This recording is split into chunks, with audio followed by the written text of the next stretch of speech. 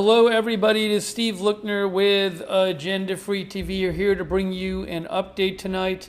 And sorry for the delay in coming on the air. Was taking care of a technical thing. I'm still away for a little more time. So I'm still on my remote, using the remote setup.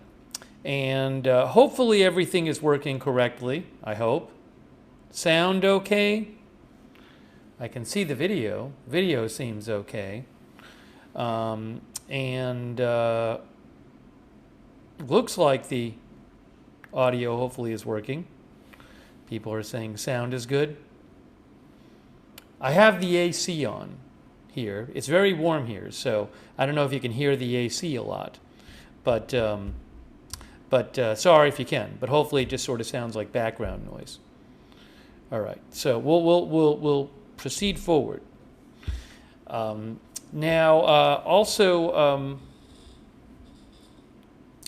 I'm trying to think. So we're going to be taking your comments on the air. We're going to be talking about whether there's a lot of talk for the second time in like a month. There's all this talk that the U.S. is going to attack Iran soon. Remember a month ago when multiple times a day people were posting things and reports and everybody was like, it's about to happen. Steve, it's about to happen. Right? So that's happening again. All these people are messaging me saying it's about to happen. Our viewer says, I remember, my mind spray, seeing all these reports that it could happen soon. We don't know. We don't know. One of our viewers says, no attacks until the weekend. Don't want to spook the markets. Evelyn in Maine thinks it's getting closer. There's been all this reporting on this, but it's just like, I don't know what's going to happen. So we're going to talk about it. We're going to take your comments on the air. One of our viewers thinks nothing's going to happen. Excuse me. I got to hydrate today. I haven't hydrated enough.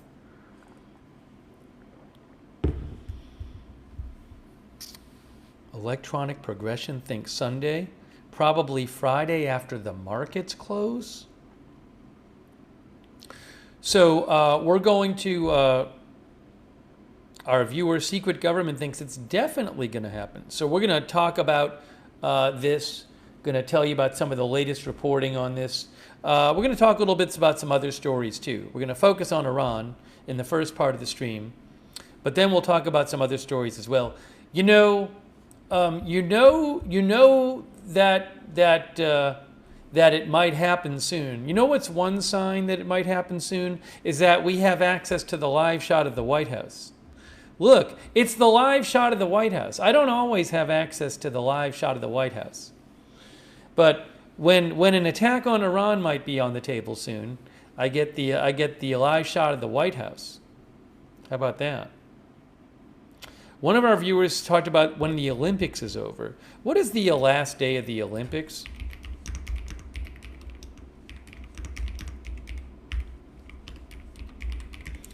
Abracadabra says it's all about the oil. The last day of the Olympics is February 22nd. February 22nd is the last day of the Olympics.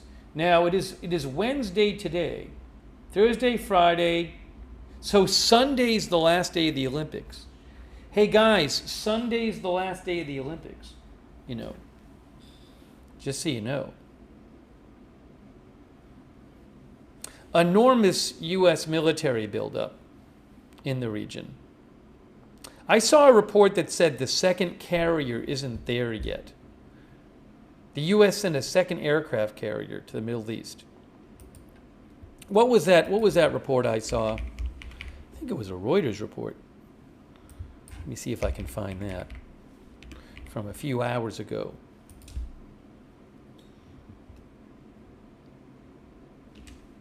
Oh, someone else asked about modding.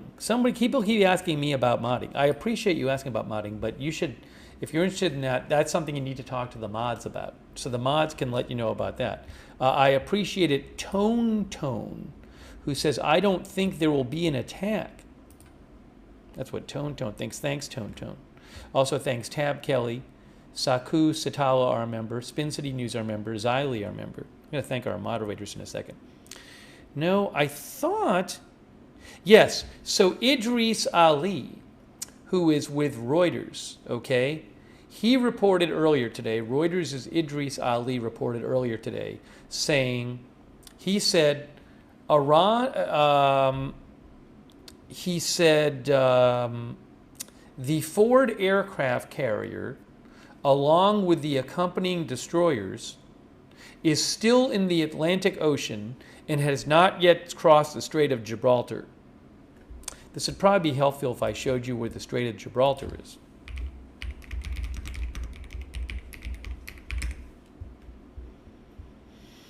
So I guess the idea is that one might be going into the Mediterranean. Right, so let me just show you real quick here.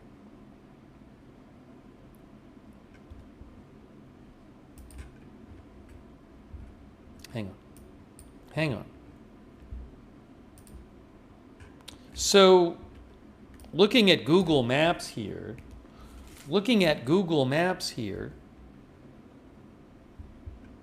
there's Iran over here. See Iran here, there. And the Strait of Gibraltar is over here, off the coast of Spain. That's here. Strait of see, it says Gibraltar. Strait of Gibraltar is in here. The Strait of Gibraltar. So maybe that carrier is going into the Mediterranean this way, but it hasn't gone through this. Again, according to Idris Ali, again, Iran is over here. The Strait of Gibraltar is here, next to Spain. And Iran's here. According to Idris Ali of Reuters, he says that the Ford aircraft carrier, along with the accompanying destroyers, is still in the Atlantic Ocean, and it has not yet crossed the Strait of Gibraltar. Let me read some more comments here. People are making predictions.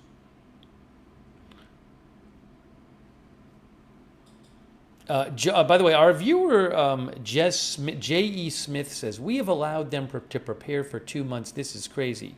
I'm going to read you something about that in a little bit, about Iran reportedly preparing for a U.S. attack. Remember also, about a month ago, there was a lot of talk about a U.S. attack. Originally, the big talk lately about a U.S. attack came when President Trump had said during the Iran protests in January, he said, he said if the Iranian regime kills protesters, then the U.S. is going to hit Iran. He said help is on the way.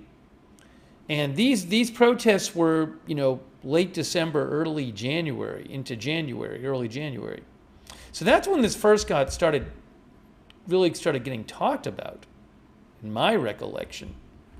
But, I mean, it doesn't seem like when the Trump administration talks about this now, they're really talking about it in context of the protests, right?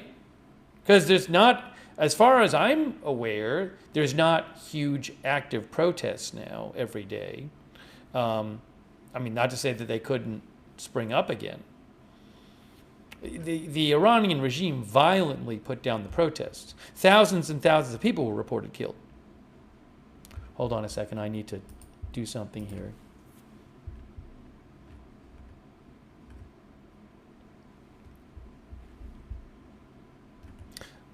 Cinco thinks that an attack could happen on Saturday. Our viewer. Another viewer says, where does it say it here? One of our viewers said, John said another shock and awe on the way. Our viewer, ha ha ha, thinks it's not going to happen. Tink says, rumor has it this Saturday. Our viewer, Saint Vinkes, says they're getting close to a deal. There won't be any strikes. We're going to talk about the possibility of the deal in a little bit. Lukin Sherby says, is the supreme leader of Iran, will he end up being kidnapped like Maduro? That would be great to see him in handcuffs on an aircraft carrier.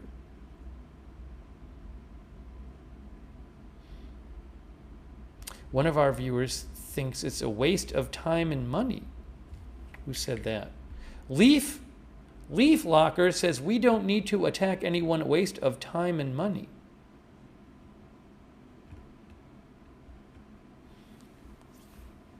All right, so let's talk some more about this. Our viewer Joshua Seka says you don't move all these assets into the region, something will happen. That's what Joshua said. You know, I do want to say something about that real quick, if I can mention something. So when President Trump moved all these lots of assets, military assets, near Venezuela, we talked about this idea that you might argue, well, he wouldn't move it all there for nothing. And indeed, there was an attack by the U.S. in Venezuela. But I do want to point out that the attack in Venezuela was quite limited in terms of duration and also what it did. So basically, it was an attack to capture Maduro. That's what it was, right? So my point is, while I certainly understand the argument, boy, it seems like there's so much military resources being moved to near Iran, right? So you might think, one might argue that suggests something's going to happen. It doesn't mean that it doesn't necessarily suggest that it's going to be some, multi-month campaign. Just if you take the example of Venezuela as setting a precedent, I don't know, it could be. There's been reporting saying that it could go on for weeks. But I don't know. I'm just saying there was a lot of military hardware moved to near Venezuela, and that operation basically was to capture Maduro.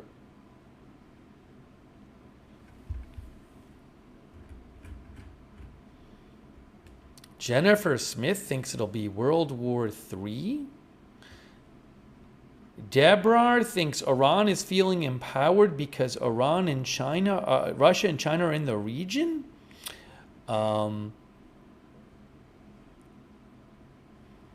Samuel Turner thinks there's at least a 95% chance of a U.S. strike within a week. Most people cannot force their minds to see the obvious.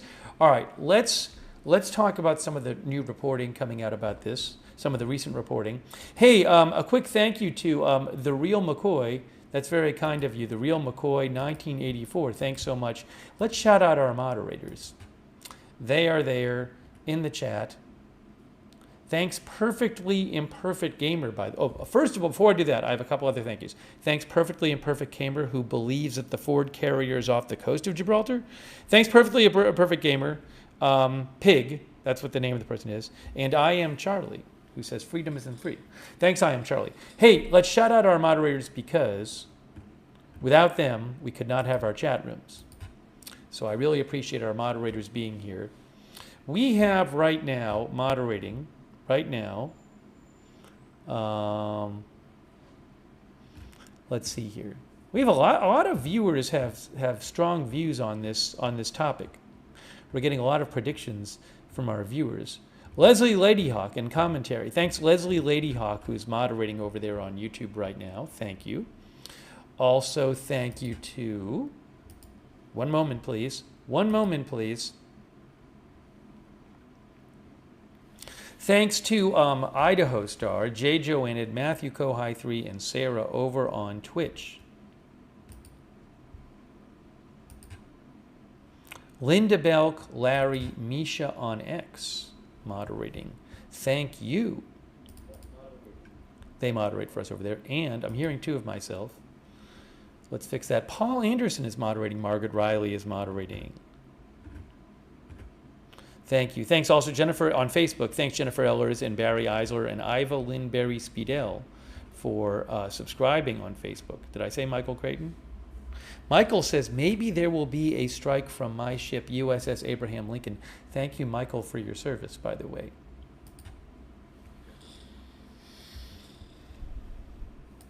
Okay, so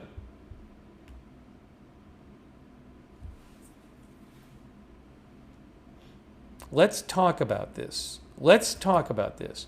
All right, I want to mention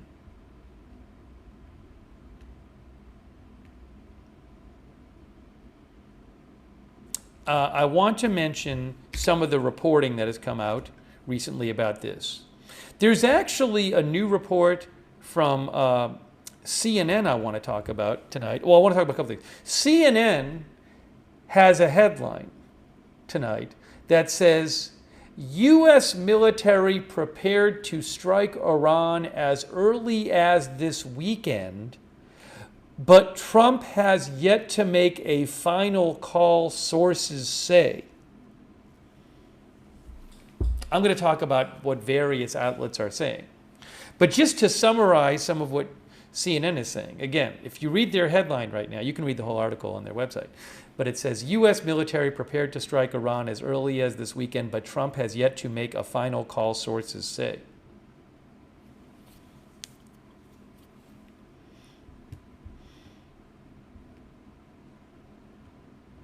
CNN claims that the military has told the White House they could be ready by the weekend for an attack. But, again, CNN is claiming that Trump has not made up his mind to attack. That's a new report out today. I think it's out tonight. It just came out tonight, I think.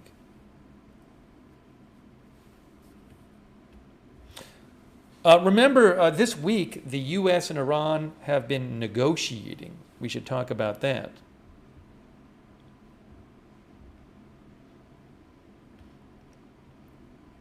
Yeah, also, as I mentioned, so there's already one U.S. carrier group, aircraft carrier group in the region. And the U.S. is moving another carrier group. The Gerald Ford is the one moving there, right? I believe the USS Gerald Ford, and CNN says that Gerald Ford, that carrier group could arrive as soon as this weekend. Also, lots of reporting online, including from OSINT accounts, saying that, talking about the huge amount of planes heading over, that have been heading over to from the U.S. towards the region, repositioned towards the Middle East. So that keeps going on. And I will mention, again, if you want to read it, you can go to CNN and read their article. I just gave you basically the summary, the brief, very brief headline, where they say that the U.S. could be ready to attack as soon as this weekend, but Trump hasn't made up his mind. I mentioned earlier in the stream, I've seen articles talk about this, the Olympics. The Winter Olympics ends Sunday. The Winter Olympics ends Sunday, okay? Also, CNN mentions that Ramadan, the holy month, the Muslim holy month, began on Wednesday. So there's this question of would Trump decide on an attack during Ramadan? Oh, another interesting point with timing that I just saw is President Trump's State of the Union address is supposed to be next Tuesday. We're going to cover that, by the way. So remember, the state of the end of the Olympics is Sunday, and the State of the Union is Tuesday. I mean, he could always change the State of the Union time. Let me see what you guys are saying.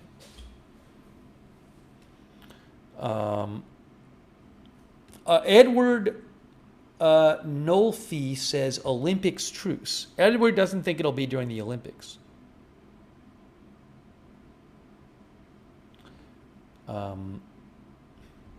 When is the Olympics closing ceremony? What's the timing? Olympics closing ceremony time. It's 8 p.m. local time in Italy. My point is that, in theory, if President Trump wanted to wait for after the Olympics to end, there could be something like late Sunday night, early morning, in theory. Hang on a moment here.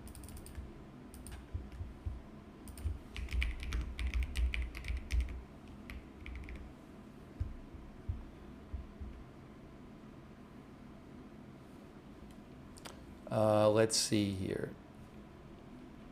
Hold on.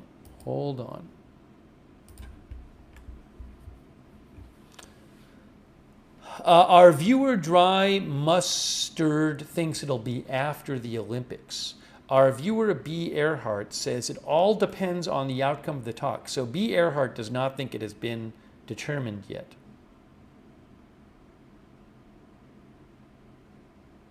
Berry thinks U.S. ships, military bases, and oil interests in the Middle East will be targeted by Iranian missiles and drone swarms. Our viewer, let's see here. Intrin Silic thinks it'll be next month.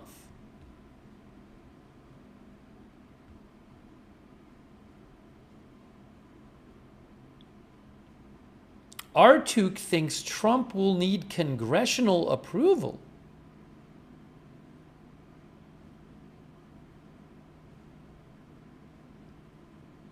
U.S. Rights and Freedoms thinks it appears like a diversion from pursuing the Epstein client list. Hey, by the way, thanks so much to Tommy Carruthers. I really appreciate your support, Tommy Carruthers. Also, Sevenfold.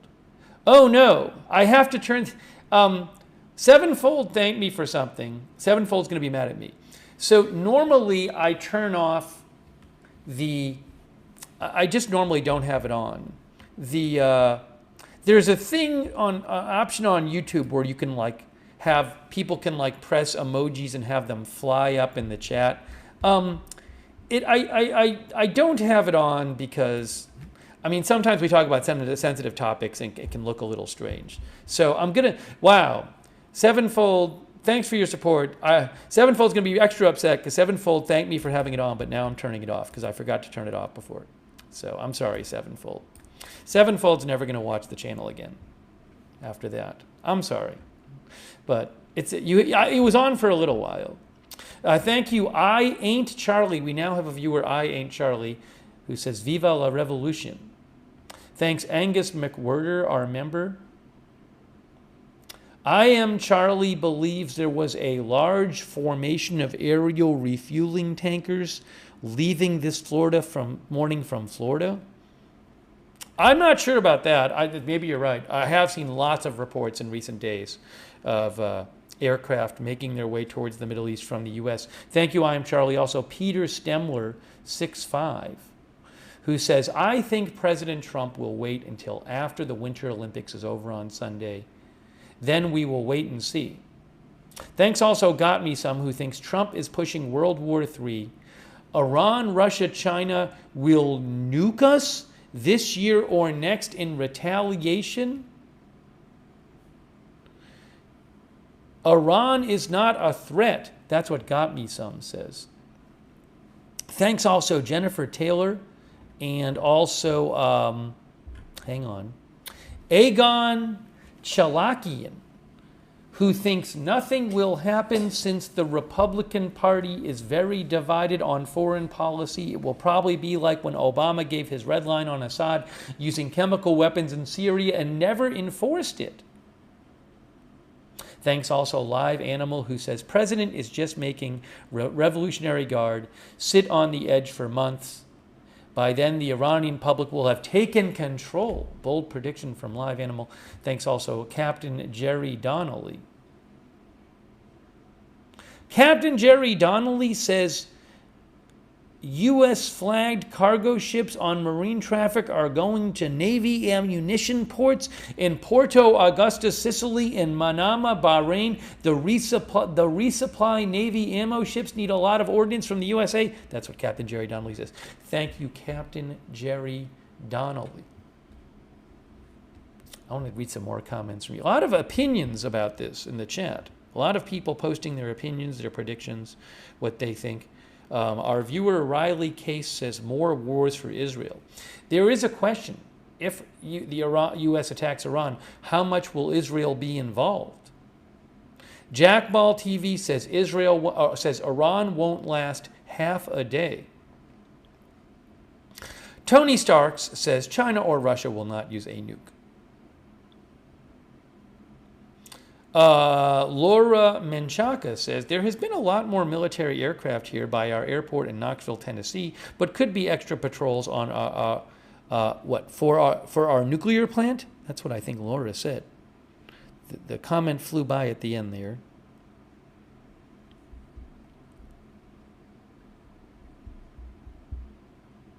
Hope I got the gist of your comment, Laura.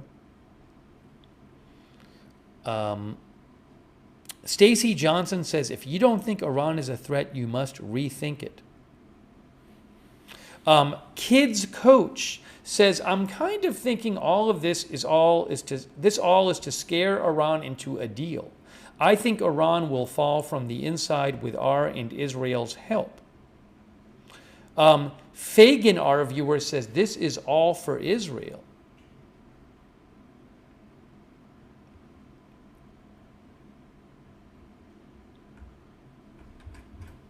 Thanks, by the way, to Tone Tone. Tone Tone says, I bet Iran gets their nuke permit. You mean to enrich uranium under strict conditions? Thanks, J.B. Nejalki, who thinks it's going to happen, just a matter of when. Thanks, Emma Pasquale, who says many Australians think there will not be a war. It's all bluff. Remember talking about this with Venezuela. Is there any chance President Trump is moving all of this military hardware to the region just to bluff Iran into making a deal? Thanks also Negrinu or Negrinu 89, who says, what about Trump might go to Italy on Sunday? I haven't heard about that. You mean for the closing ceremony? Maybe I missed it. I don't remember hearing that was happening. There's a presidential delegation. Let's see here, I think. There's a U.S. delegation going to the closing ceremony. I'm looking at an article from The Hill from 6 days ago. No, and it says that there's a U.S. delegation led by the Education Secretary. Doesn't say Trump is going. The die is cast, says Charlie, don't surf. All right. What I want to do is, hold on. I got to thank a couple more people here. Sorry. Hey, thanks for your support on Twitch. Elizaveta Ely. Big Boss Now for subscribing on Twitch. Thank you. And here's what I want to do. I want to talk to you about a bunch of other reports that have been made about this. And we'll talk about that. A quick thanks to Karen Franklin. I really appreciate that, Karen Franklin. Thank you. And hold on a second here. Let's take a look at the again, as I said before. Things we may be getting close to military action. One sign of that is that I do have access to the White House live stream. There it is, the White House live stream via Reuters. Look, it's live from the White House. Okay. So I'm going to talk about some of the reports coming out about this. Axios had an interesting report. Axios had a report in the last day suggesting this could be like a long military conflict. Okay, so what I want to do right now is, hold on, let me do something real quick here. What I have to do is do this. Hang on here. I'm going to read a few more comments.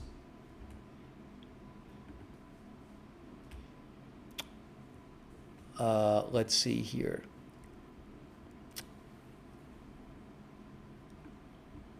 One of our viewers said, why would the U.S. attack? Didn't they do it the first time? Grant says. Well, if you're talking about when President Trump attacked Iran during the Iranian-Israeli war, was it last year? It was a limited strike on nuclear targets. It was at once, and it was on one day in a certain amount of time on certain nuclear targets. If there's a strike, I mean, we have to talk about this, but there's all kinds of different possibilities what it might involve. Remember, in the attack on Venezuela, basically that was an attack to capture one person, Maduro. Could we see something like that in Iran? Could President Trump go after the supreme leader, for example? Could we be talking about some kind of extended military action? I have absolutely no idea, to be honest. Our viewer Ross Munson says it happens this weekend. But what I'm going to do is, right now, before we get to some of the other reporting about this, hold on, where is this thing here?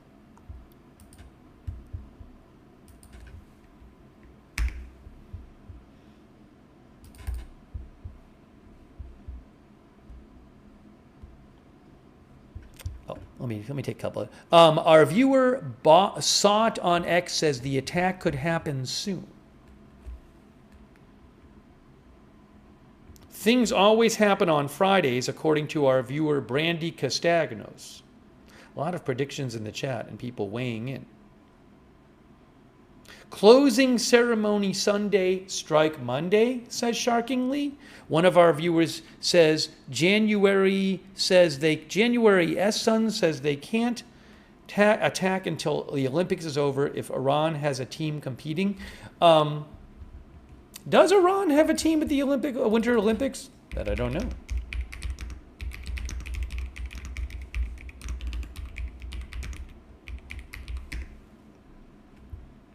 Yes, Iran has a team, from what I understand. Google says they have 4 athletes. All right. Hey, let's look at this. So, often when we're talking about an event like this where something might happen in the future, our viewers say to me, what's happening on Kalshi? Our viewers say that to me. And, well, we're gonna check what Kalshi is saying right now, which is convenient because Kalshi is actually sponsoring this broadcast, which I very much appreciate. Many of you know that Kalshi is a prediction market where you can trade on the outcome of future events. You can also just look at Kalshi to get a feeling for what people are thinking might happen coming up. I saw something interesting there. This was interesting to me, this one, because it changed recently. So this one is, there's a Kalshi market, Ali Khamenei out as supreme leader. Okay? And can you see it here? Oh, I have to do it this way. There we go. So what I noticed is this changed a bunch in the last day.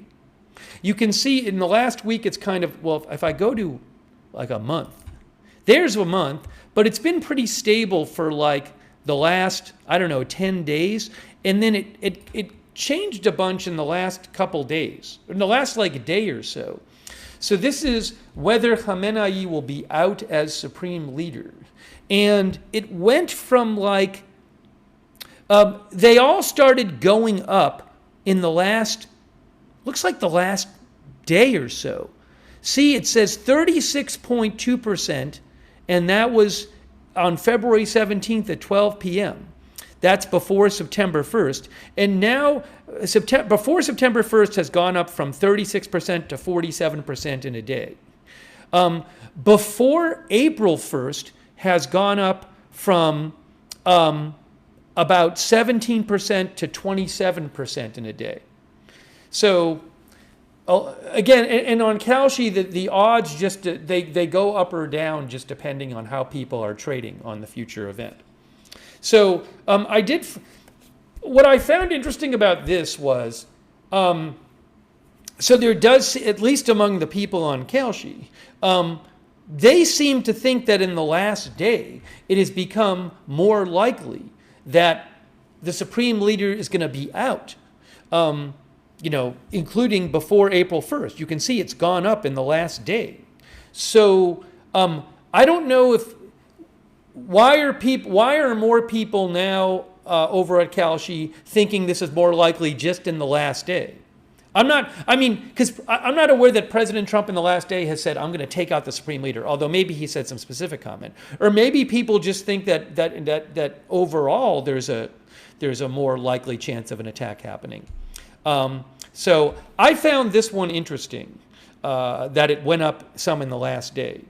By the way, I do want to mention quickly, just for those who are interested, you can go to kalshi.com/agenda-free, kalshi.com/agenda-free, and get a $10 credit to trade on any market of your choosing. So I'll post that in the chat. Again, you can go to kalshi.com/agenda-free and get a $10 credit to trade on any market of your choosing. Anyways, so I thought that one was interesting. And another one I wanted to mention, because people were mentioning this in the chat. And then I'm going to take your comments on this. So this was interesting too. A number of you have said you think, not all of you, a bunch of you, but some of you have said you think that there's a nuclear deal that's going to happen between Iran and the U.S. Now, if you look over on Kalshi right now, currently 26% odds on a nuclear deal before April, but it's 44% of a nuclear deal before 2027.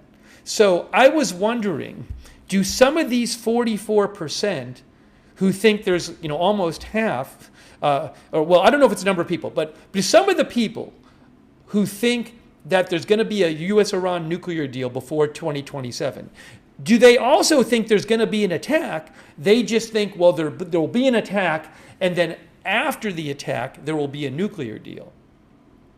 So this is a whole other possibility, that the attack could be designed to get Iran to do a nuclear deal. Okay, so that's a whole other, one of our viewers said yes, KH. So that's a whole other possibility I wanted to mention. Let me get some of your thoughts on this, but I thought those were two interesting markets on Kalshi. Anyways, again, thanks to Kalshi for sponsoring the channel. You can trade on upcoming events there, but you can also just go check out Kalshi and see how people are thinking. Use it as a way to get to measure sentiment, to get an idea of what people are thinking. And one more time, again, if you feel like it, you can go to kalshi.com/agenda-free and get a $10 credit on any market of your choosing. All right. That being said, what do you think about this? Will the U.S. This is a big question I have, and I've had this for months now. Well, I guess since last month. Is will the U.S. try to do something in Iran? And a lot of you have mentioned this, like in Venezuela, where they specifically go after the Supreme Leader. Could one of our viewers mentioned this early in the broadcast, talking about the U.S. Capturing the Supreme Leader, Khamenei, like they did Maduro.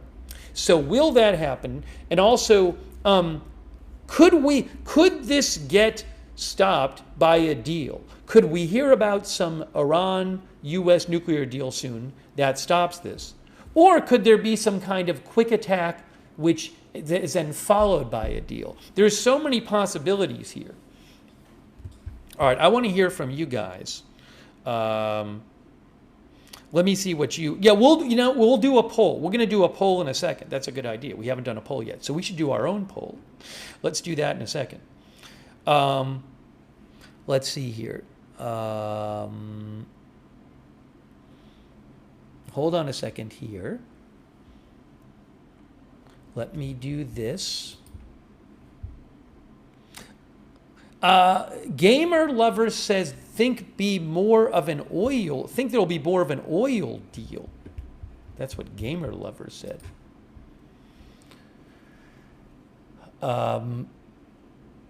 Let's see here. I Wash My Own Brain says the Supreme Leader needs to go. If the Supreme Leader was captured or taken out by the U.S., would that even really change things much in Iran? Our viewer Chamb thinks regime change is inevitable. Tiger Metal Stack thinks it's highly unlikely there will be a deal. Heavy Piano Note says a deal won't matter. Attack only escalates war. After attack, everything will be drawn 3 years until started war ends. 3 years. Chris Reese thinks there will be no deal. Eliza Jane thinks there will be no deal. Bill Averides says, we spent over 10 years in Vietnam. Do you really think this will be quick? Snazzy Animal says, no deal. Stubbsy says they will blow loads of things up, then run off. Hold on a moment here.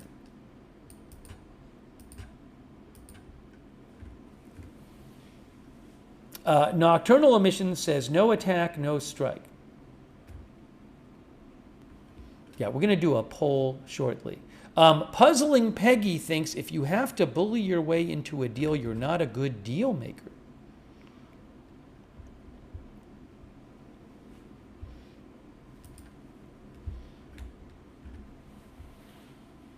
Chris, our viewer on Twitch, says Iran already has the Supreme Leader's replacement ready to go. Nezo Man says no deal. Mortz thinks it would be a lot messier than the Venezuelan incursion.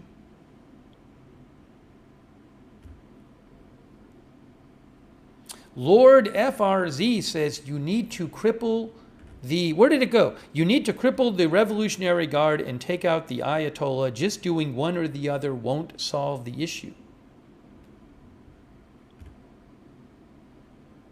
Deadly Guest says next cleric in rank would take over. Our viewer Constal Industries says the Iranians are built different than the Venezuelans. People keep asking me for a poll. I'm going to read a couple more comments and then we'll do a poll. I like to read some more of the comments here. My dinner is ready says they always attack on the weekends when the stock market is closed. We have a lot of people saying they want a poll. Hold on. Just let me read a couple more comments here. When I get the chance, I like to read some more of the comments. Oops, hold on. Let me read a few more. Then we will do a poll. Okay, by the way, shout out to our moderators. Kay Lowry Body, Margaret Riley, Paul Anderson on Facebook are moderating. Also, we have moderating. Hold on a moment. Linda Belk, Larry, Misha on X.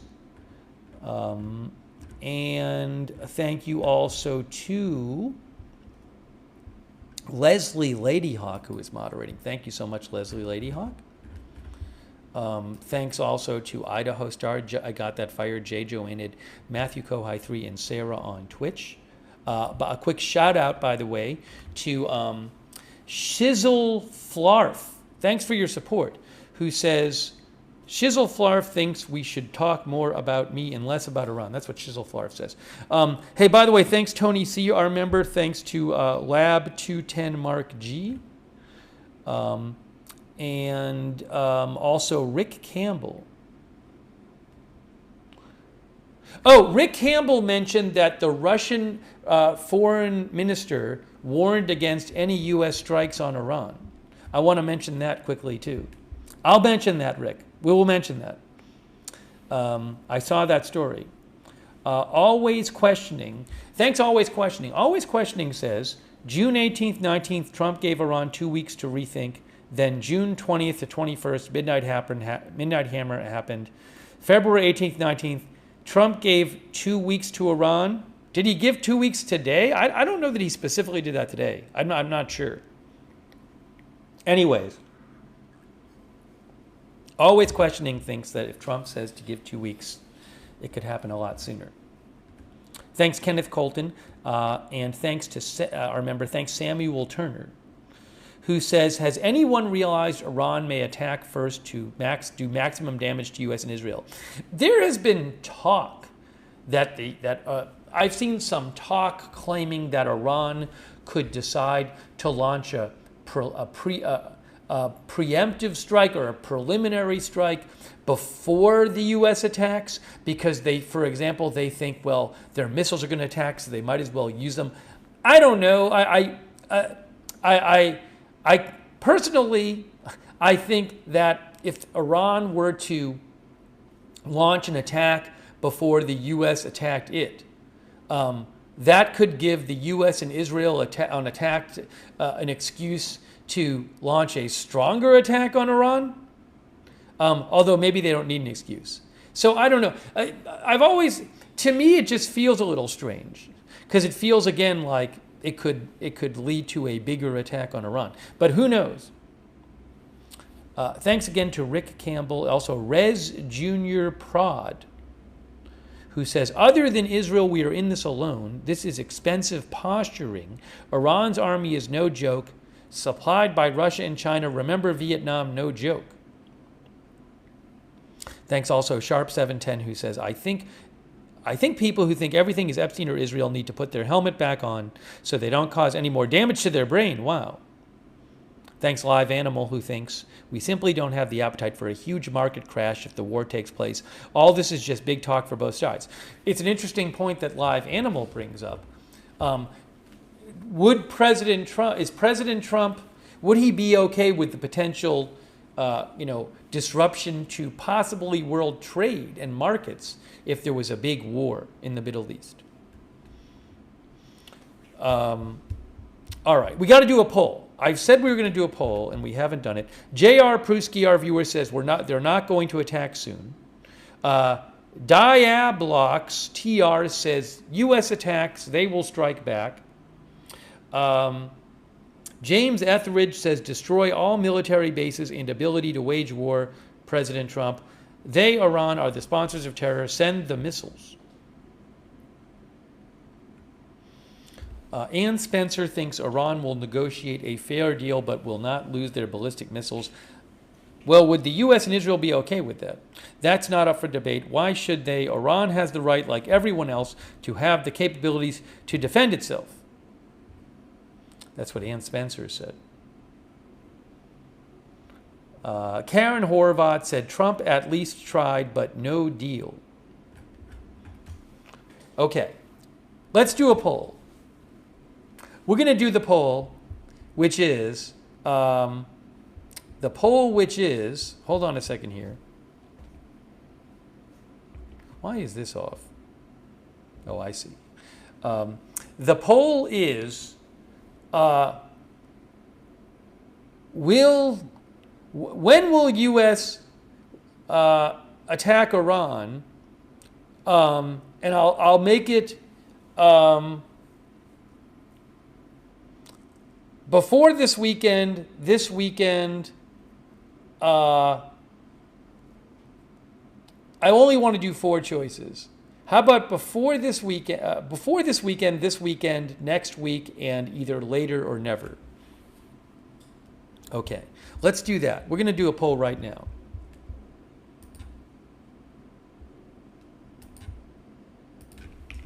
When will U.S. attack Iran? While I'm typing the poll, why don't we look at the White House? You can look at the White House live shot while I type this poll in.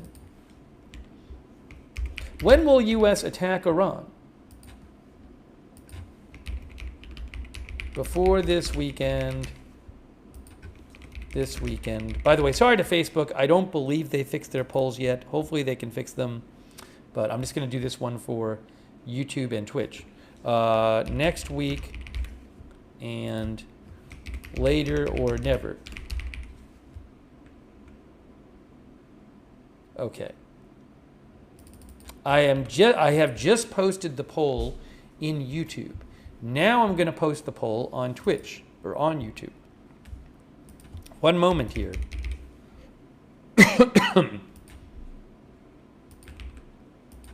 So the choices are before this weekend,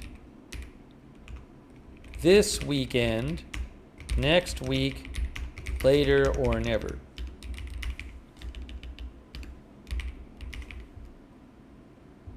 I don't know what people are going to say. We'll see what our viewers think. Sometimes I look at the chat. Well, no, because I was going to say sometimes I look at the chat and think everybody thinks there's going to be an attack. But a lot of people we've had people say attack soon, and some people say no attack. All right, let's see what people are saying here. I'm going to put it on the screen right now, right over the White House.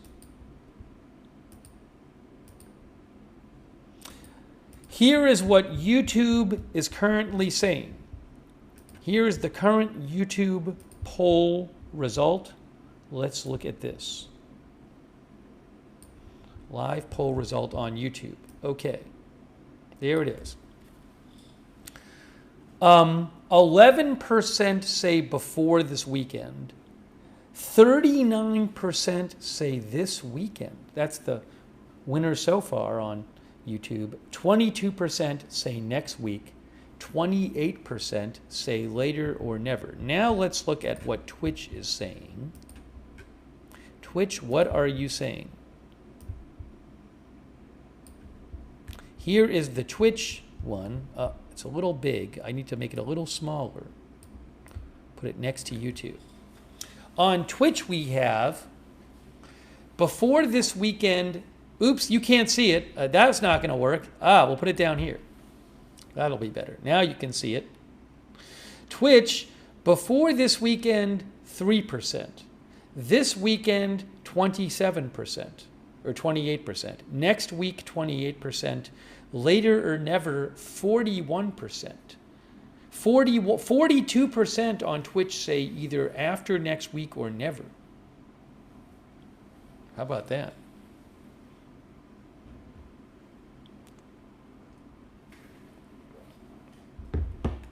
John Parsons says not this year. Artificial telemetry says this weekend. We were doing this like a month ago. Remember, weren't we doing this in January? Weren't there just like, I remember in January there were a number of days in which a lot of people thought it was about to happen every day. After Tiger Metal Stack says after the Sunday's Olympics closing ceremonies. Bubba Twitcher says, why would an attack be negative to the economy? U.S. economy loves a good war. Ernesto says, we are just a bunch of warmongers here on YouTube. CO Dog Lover says, Trump will taco. Nocturnal Emissions says, no attack this weekend. Tech Stickle thinks Trump does not want to start a war. Nancy says Iranians are the warmongers.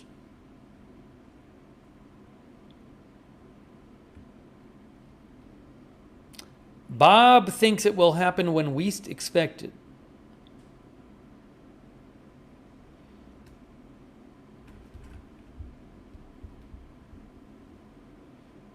Eric Chambers says can't wait to liberate Iran. Voristic thinks it'll be next month. Remember, Trump's State of the Union is next Tuesday. The Olympics closing ceremony is Sunday night. FTBT thinks it'll be after the Olympics.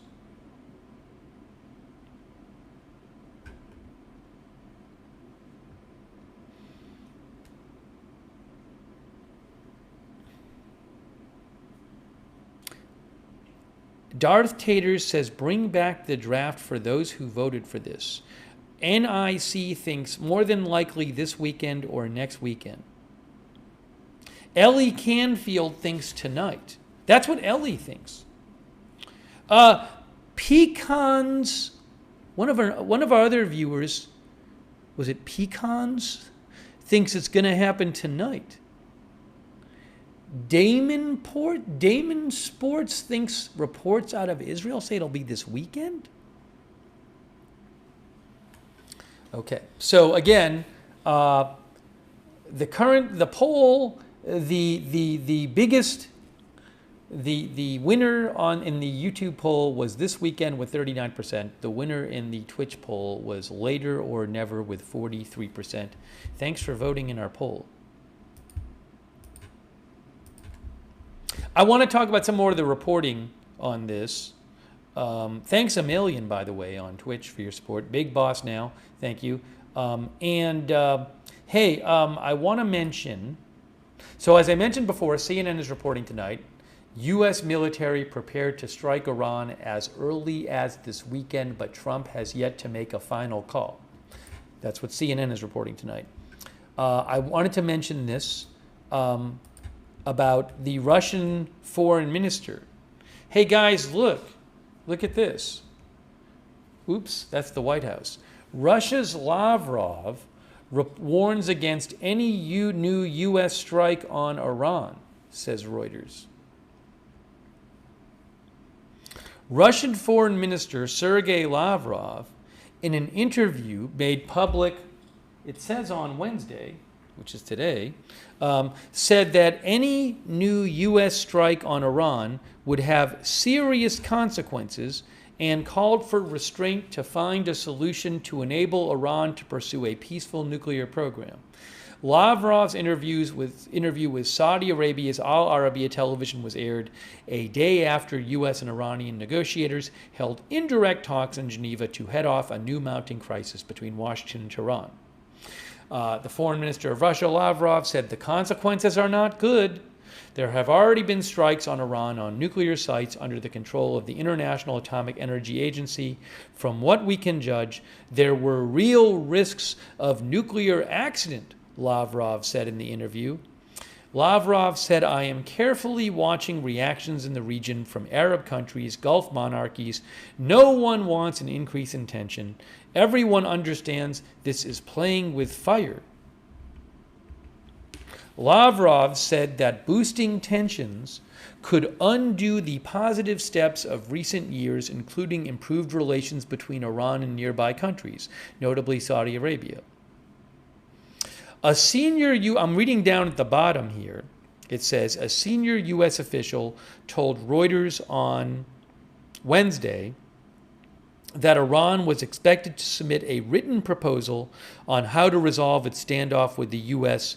after the talks in Geneva. Reuters also reports at the bottom of this article, which is off the screen, U.S. national security advisors met in the White House today and were told, now this is interesting. Hey guys, let me actually put this on the screen if I can fit it here. This is quite interesting. Hold on, I'm gonna get this on the screen for you. Look at what's in this article from Reuters. I have to do a special thing to get it on the screen. Check out this part of the article right here. See this right here? U.S. national security advisors met with the White House today and were told all U.S. military forces deployed to the region should be in place by mid-March. By mid-March, an official said. They talked to some official. Does it say, a senior U.S. official told Reuters that U.S. national security advisors met in the White House on Wednesday and were told all U.S. military forces deployed to the region should be in place by mid-March, the official said. So I don't know which official Reuters talked to who said that. I don't know what you think about that. This is just one report, and it's one unnamed official. I mean, Reuters knows who they're talking to.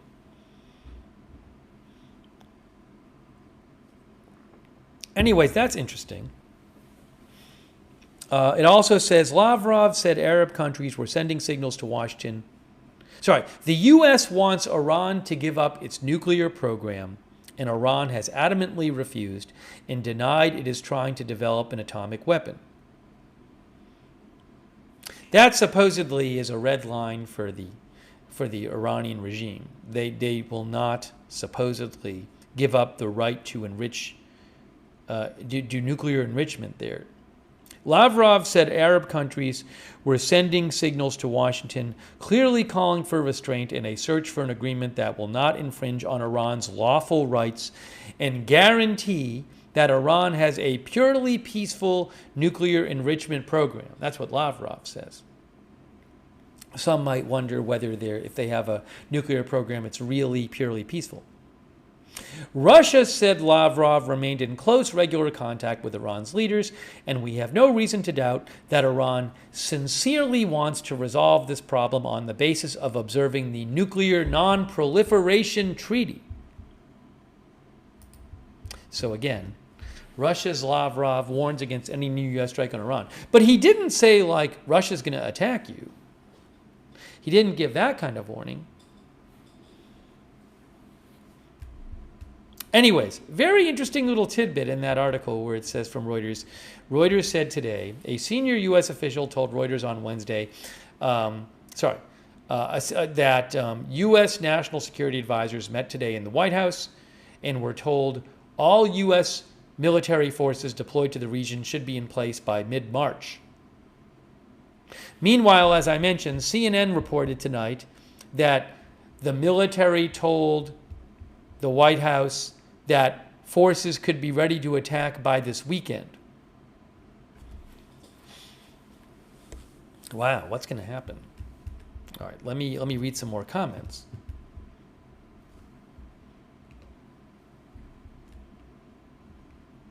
Oops, hold on a moment.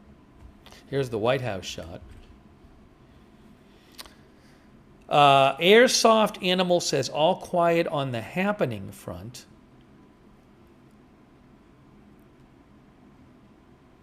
Adam Rounds thinks Lavrov probably gave nukes to Iran for their help giving Russia drones during in the Ukraine war. Our viewer B24 Riz thinks seriously nobody cares what Lavrov says.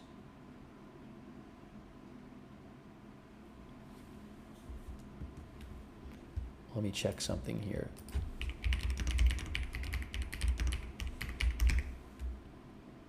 Yeah, Ramadan began the evening last night, I guess, the evening of the 17th, according to Google.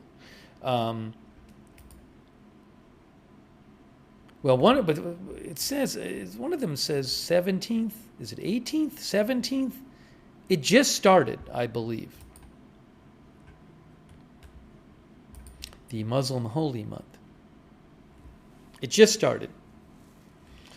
And our viewer, the Cowboy Logic, said Ramadan began last night. I am against doing anything, but strategically now is the time to do it. Elite Turtle thinks Iranian regime wants nukes. Oop, I didn't end the poll formally on YouTube. Sorry about that. Hey, thanks to, hold on. Thanks to Inmanmir Hossein, thank you, who says, yes, it will happen. No, President Trump would not move so much there if he wasn't attacking. Ford is just passing through to the Mediterranean. I wonder what's southeast of Crete. Oh, that's right, Israel. That's from Imanmir Hossein. Thank you. Also, thanks Maxine French, our member. Thanks Always Questioning, our member. Thank you Live Animal, who says, no robust foreign policy. The world has become a casino since the last few years.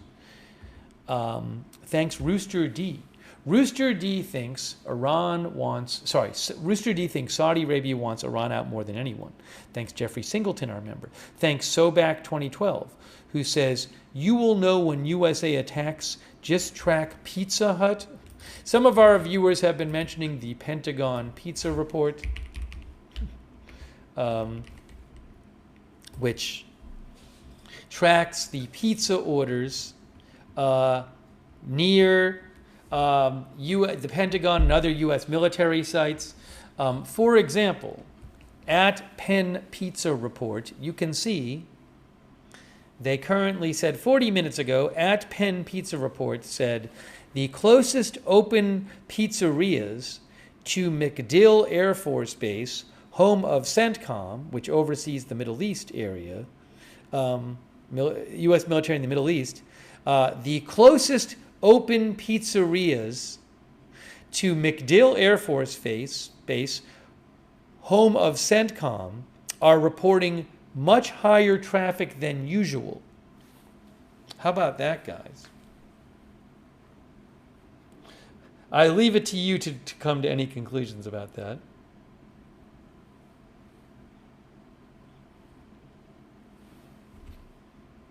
MacDill is in Florida. MacDill Air Force Base is in Florida.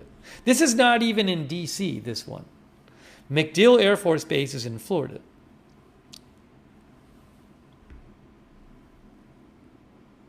Tampa, Florida. They also said at Penn Pizza Report 4 hours ago, they said several pizzerias nearby the Pentagon are reporting busier than usual traffic. I mean, so there certainly is not a surefire, you can't surefire conclude. There have been multiple times in recent weeks and months when there was higher than normal pizza traffic near the Pentagon and nothing happened. But anyways, you can keep an eye at Penn Pizza Report.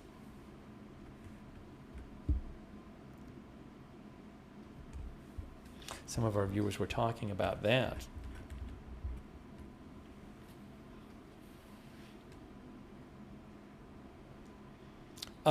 Jack's back says it was not happening till after the Olympics. Want to make sure athletes get out safely. Interesting claim by Jack's back.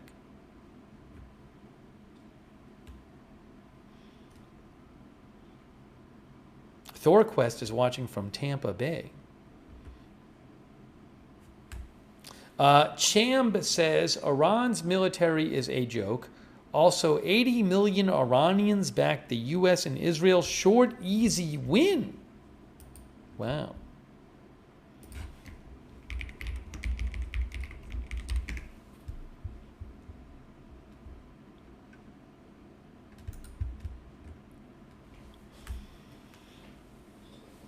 Okay, let's talk about, hold on, thanks to Angry Tacos, and thanks to the Jeremy Social. The Jeremy Social thinks the people pushing for war with Iran are the same people implicated in and protecting the Epstein files. Jeremy Social also thinks Iraq dragged on for 20 years and cost more than 4,000 U.S. lives. Iran is bigger, stronger, and more prepared. This wouldn't be the same war. Now, President Trump has not talked about putting troops on the ground in Iran, however. But thank you, Jeremy Social. Thanks also, Maxine Finch, our member. All right, so let's look at, I want to mention this, there was some interesting reporting from Axios in the past day, and I want to mention that. Hang on.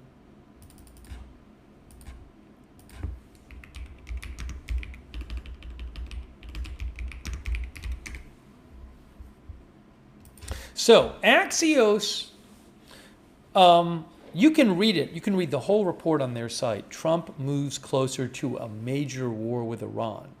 So, Axios was reporting yesterday that, that a U.S. military operation in Iran would likely be a massive, weeks-long campaign that would look much more like a full-fledged war than the operation in Venezuela.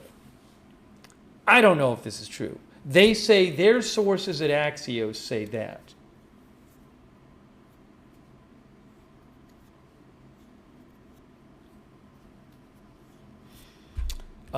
They think a deal does not look likely, Axios thinks with President Trump moving so much military force into the region that he has raised expectations for what an operation will look like. That is an interesting point. Although, I mean, I will point out again that in Venezuela, there was all this military force there, and then the operation basically went to get one guy. But by building up and bringing so much force there, does that put pressure on Trump to do something bigger because there's such a big force there?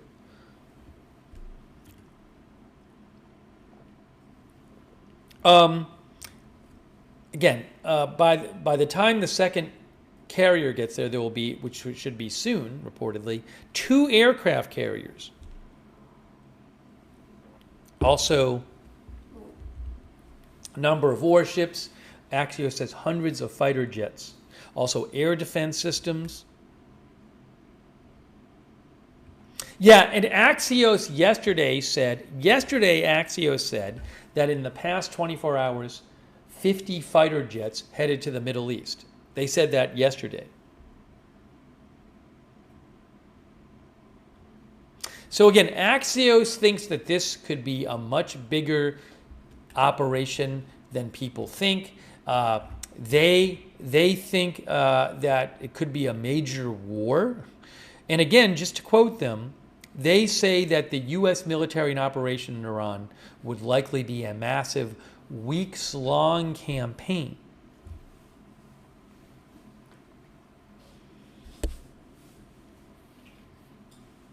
Also, Axios claims that Israel is pushing that. Axios claims Israel is preparing for war within days. Oh, on the 2 weeks thing, I want to mention this. One of our viewers mentioned the 2 weeks thing. So, for example, I have something else to show you too, on this weeks-long thing. But yesterday, well, for example, the Times of Israel reported yesterday that a U.S. official said yesterday that progress was made in the talks, and the Iranians said they would come back in the next 2 weeks with detailed proposals. I want to mention, though, this idea that this could be an extended, weeks-long campaign. Reuters had a report about this too. Let me show you that. Just give me a moment here. I'm going to pull that up for you. Again, some reports claim this is going to take weeks or maybe even longer. That'd be very different than Venezuela.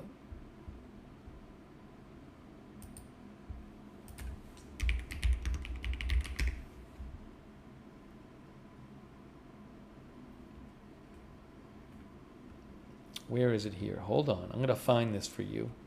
It's a few days ago that this was reported by... Here! Look at this article from Reuters. This is from Saturday. U.S. military preparing for potentially weeks-long Iran operations. Weeks-long! Again, Axios says it could take weeks. Reuters says it could take weeks. Take a few more comments, and I'm going to tell you some of what they're saying. G. Sons says this is a setup of something much bigger. Donnie Jep says another BS war. Jai Levy says Israel is on high alert. Hold on a moment here. One moment. Where did my article go? Right here. Melvin says Israel is always ready for war.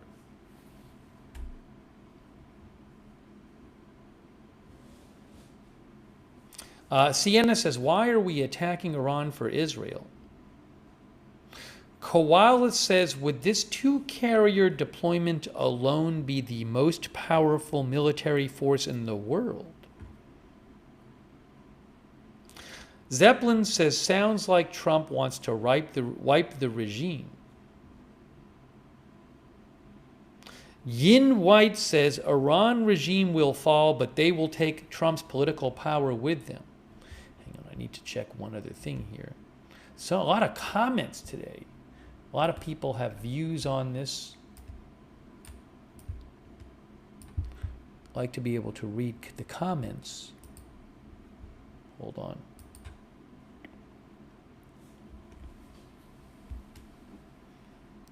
Let me read a few more of these comments.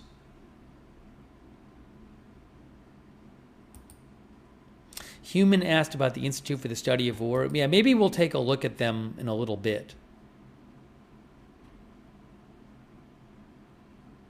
Michelle Lauzon thinks it'll be 3 a.m. on Saturday.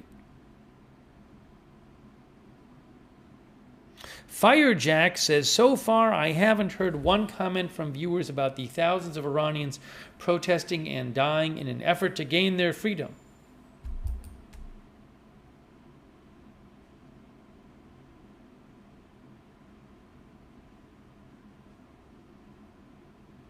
Yeah, PW360 mentioned that 2 weeks was also mentioned here. Hold on.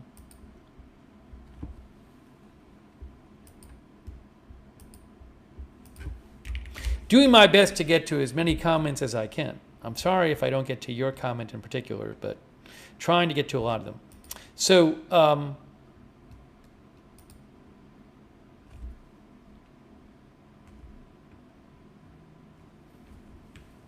in this article, I didn't see it in there. Yeah, Reuters had an article, Iran expected to make written proposal for resolving standoff with the U.S. Is that something the U.S. is going to wait for? The U.S. wants Iran to give up its nuclear program, and Iran has adamantly refused and denied it is trying to develop an atomic weapon. A senior official said Iran agreed to make a written proposal on how to address U.S. concerns during the Geneva talks. The official said, we're currently waiting for the Iranians. I think another article said that supposedly Iran said they're going to have the proposal in 2 weeks. I don't know if that's true.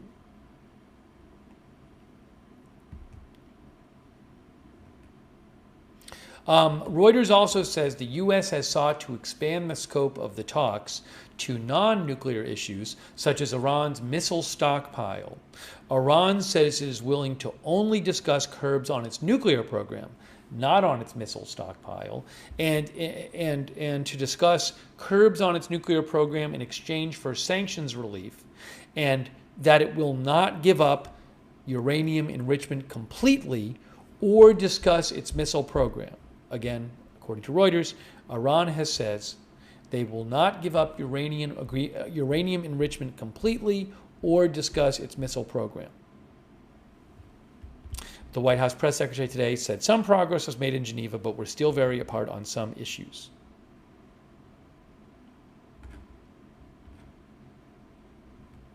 All right, hold on. We'll get to some more comments in a second. I want to read this from Reuters. So as I mentioned, yesterday, Axios, just yesterday, they reported yesterday, Axios, that a U.S. military operation in Iran would likely be a massive, weeks-long campaign. They say Trump is moving closer to a major war with Iran. So that was yesterday from Axios.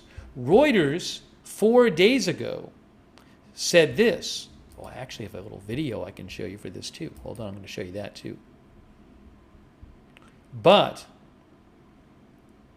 Reuters said this 4 days ago. U.S. preparing for potentially weeks-long Iran operations. Wow. Reuters said the U.S. military is preparing for the possibility of sustained weeks-long operations against Iran if President Trump orders an attack, two U.S. officials told Reuters, in what could become a far more serious conflict than previously seen between the countries. The disclosure by the officials raises the stakes for the diplomacy underway between the U.S. and Iran. Is this just the White House putting this out to bluff and try to push Iran into a deal? I have no idea.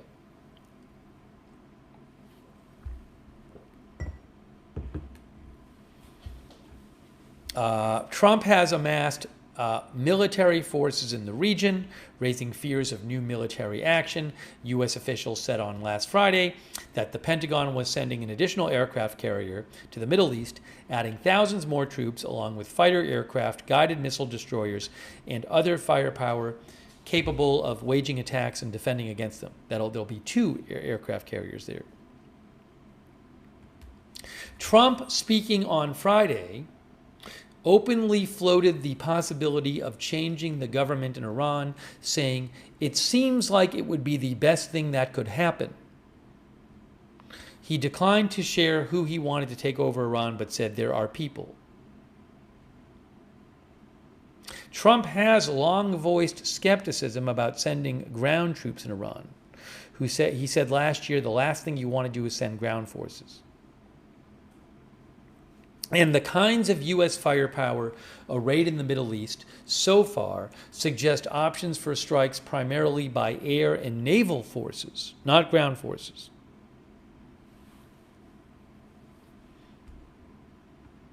Okay. The U.S. sent two aircraft carriers to the region last year when it carried out strikes against Iranian nuclear sites. However, that was essentially a one-off attack, with stealth bombers flying from the U.S. to strike Iranian nuclear facilities. The planning underway this time is more complex, officials told Reuters. In a sustained campaign, the U.S. military could hit Iranian state and security facilities, not just nuclear infrastructure, one of the officials said. Experts say the risks to U.S. forces would be far greater in such an operation against Iran, which boasts a formidable arsenal of missiles. Retaliatory Iranian strikes also increase the risk of a regional conflict. The same official said the U.S. fully expected Iran to retaliate, leading to back-and-forth strikes and reprisals over time.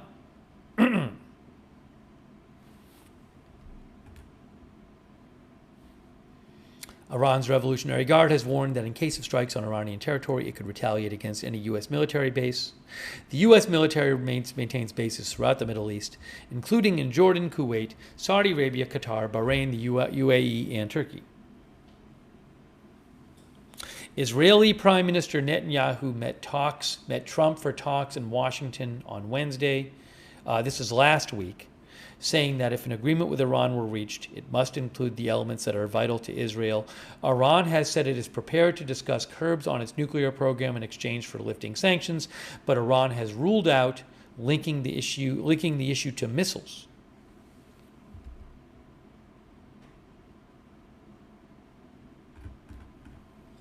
Let me show you this. So this report from Reuters from 4 days ago that the U.S. military is preparing for potentially weeks-long Iran operations. There's a video that goes with this. I'm going to take some comments from you guys, but first, there's a video that goes with this story. So let me play that video for you about the U.S. military preparing.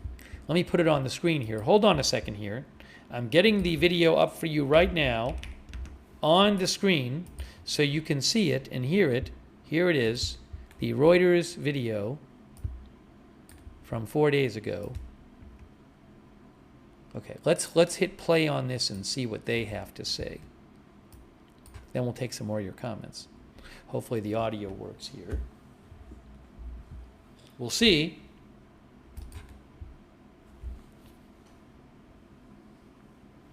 The U.S. military is preparing for the possibility of sustained weeks-long operations against Iran if President Donald Trump orders an attack in what could become a far more serious conflict than previously seen between the countries. That's according to 2 U.S. officials who spoke on condition of anonymity due to the sensitive nature of the planning. The disclosure raises the stakes for the diplomacy underway between the United States and Iran. U.S. envoys Steve Witkoff and Jared Kushner will hold negotiations with Iran on Tuesday in Geneva, with representatives from Oman acting as mediators. On Saturday, U.S. Secretary. And again, this report is from 4 days ago, so it's from the Tuesday negotiations already happened yesterday. Secretary of State Marco Rubio said Trump's preference was to reach a deal with Tehran, but said, quote, "That's very hard to do." Meanwhile, Trump has amassed military forces in the region, raising fears of new military action. U.S. officials said on Friday the Pentagon was sending an additional aircraft carrier to the Middle East, adding thousands more troops along with firepower capable of waging attacks and defending against them. No action. On Friday, Trump was asked if he'd want to see regime change in Iran. Well, it seems like that would be the best thing that could happen.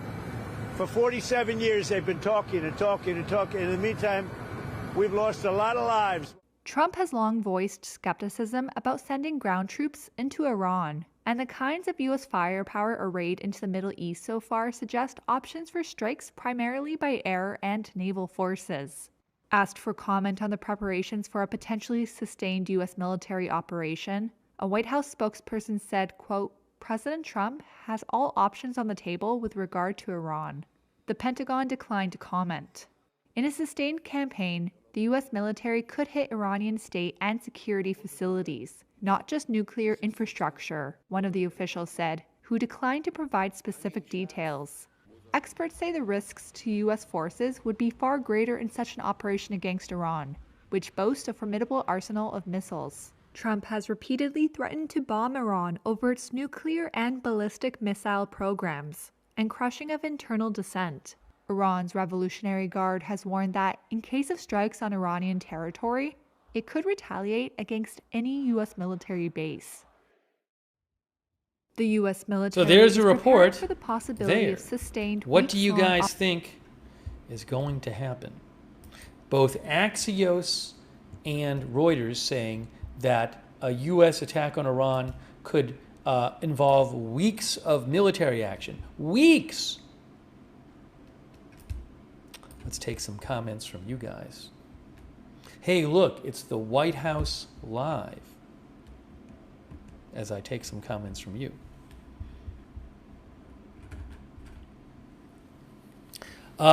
Seven Pumpkin Sauce says, let's pray for peace and cooler heads prevailing. Rodney Cox says, can't we all just get along? Maureen says, it's time to remove the Islamic regime. Please check flights around Iran. I haven't seen, I don't know how flights normally are in Iran right now. I haven't seen any reporting that there's any kind of, I follow accounts that know this stuff much better than I do in terms of the flight tracker. I haven't seen reporting that there's some sort of goings on the flight radar that suggest an attack is about to happen right now. But I'll keep an eye out for reporting on it.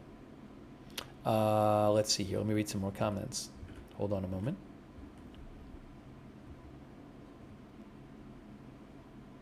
Thanks, Maureen, for watching. Friendly Talker says, so are they going to kill 1 million Iranians?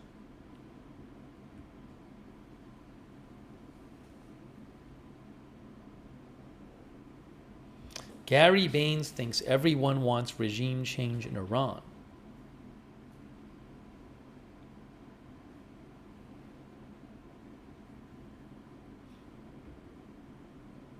Slow Key thinks the U.S. desires war.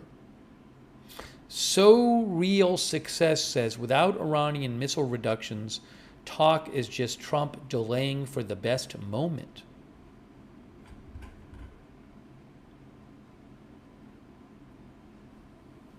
Thank you to Pablo Pena, who says, is it possible that Israel attacks first, then U.S. has no choice? Thanks, Gen Xer, who says, Ayatollah Khamenei is 86 years old. Trump is 79. These old men have nothing to lose. Trump's goal is regime change in Venezuela and Iran. That's what Gen Xer says. Thanks, turned off our member. Live Animal, thanks, who says, what happens after Iran cuts a deal with the U.S.? What'll happen to future guarantees for Israel and Iranian protesters? Thanks also Luke Snow. Luke thinks the U.S. is about to hit Iran hard. And if we do, he says, I believe China and Russia will respond, which will create a definite, larger, more deadly war, World War III for sure if this goes down. Thank you to Bass3003, who thinks the Ford may be just relieving the Lincoln aircraft carrier. Lincoln is near the head of her deployment. Nothing about the Lincoln leaving the area now, but we'll have to see what happens. Thank you, Lynn Downey, for being a member. BRNJNS for being a member. The second aircraft carrier is not there yet, but supposedly will be there soon. Thanks to Lady Butterfly, our member.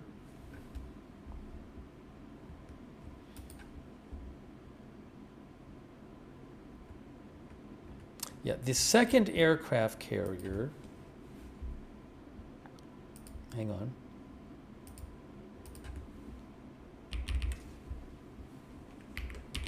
Isn't it, is it the Ford? I said it before and I forget what I said. It is the USS Gerald Ford is supposed to arrive in the region soon.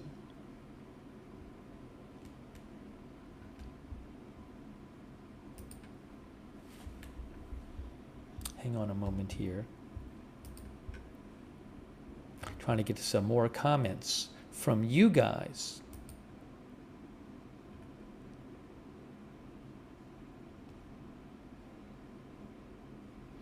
Oh, hold on a second here. Hold on. One of our viewers mentioned something I wanted to check out.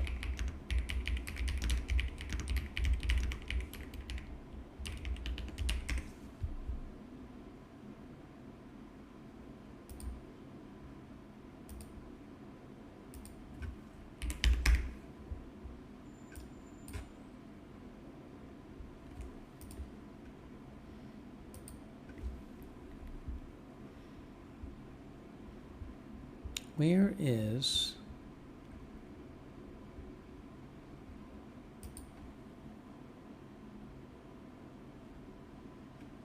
Oh, so one of our viewers, Just Data, mentioned that Jennifer Griffin mentioned that you could see the Gerald R. Ford, at least as of 13 hours ago, on marine traffic. That's interesting. So as of 13 hours ago, marinetraffic.com is a ship tracking and marine analytics provider. Marinetraffic.com. It's kind of like a flight radar for boats, which you can check out. So I'm looking at marinetraffic.com right now, and it shows... Oops, where did it go? I'll show you in a second where it is.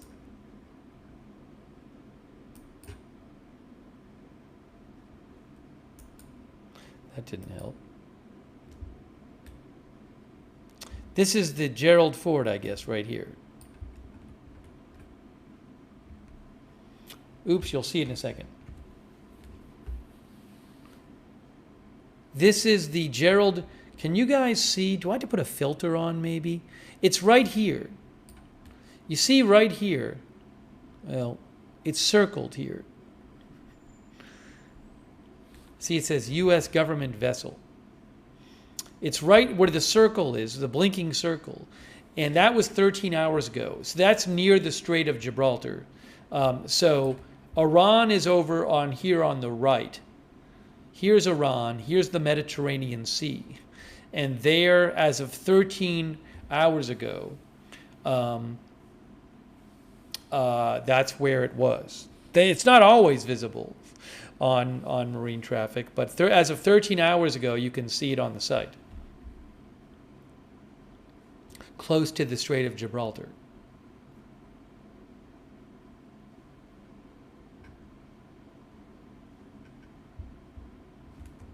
Thanks, Just Data, for mentioning that. I believe that's the Gerald R. Ford, isn't it? I think. It just says, I mean, clearly an aircraft carrier, and it says U.S. government vessel on marine traffic.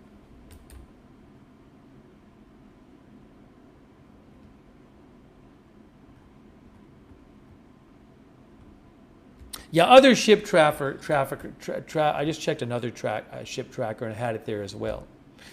Anyways, you can go to marinetraffic.com if you want to look that up.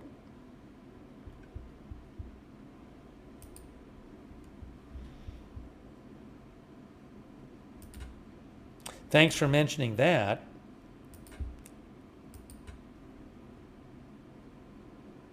Hold on a second here. Trying to take some more comments.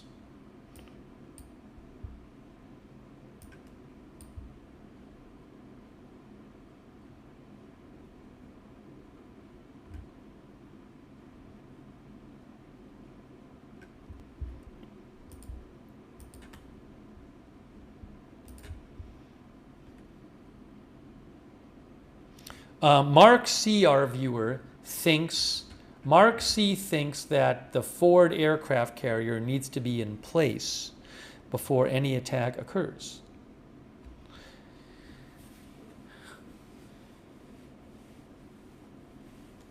Jonathan in Minneapolis says, what fuels the economy? War. Farmer Jim writes in and says, Russia invaded Ukraine only days after the Olympics closed in China.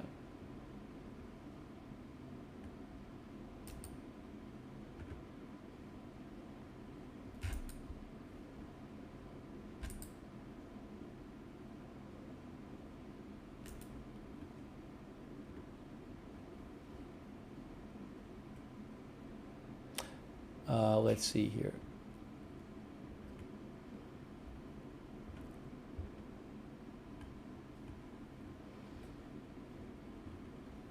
So I was just trying to check some more of the comments here. And, okay, one moment.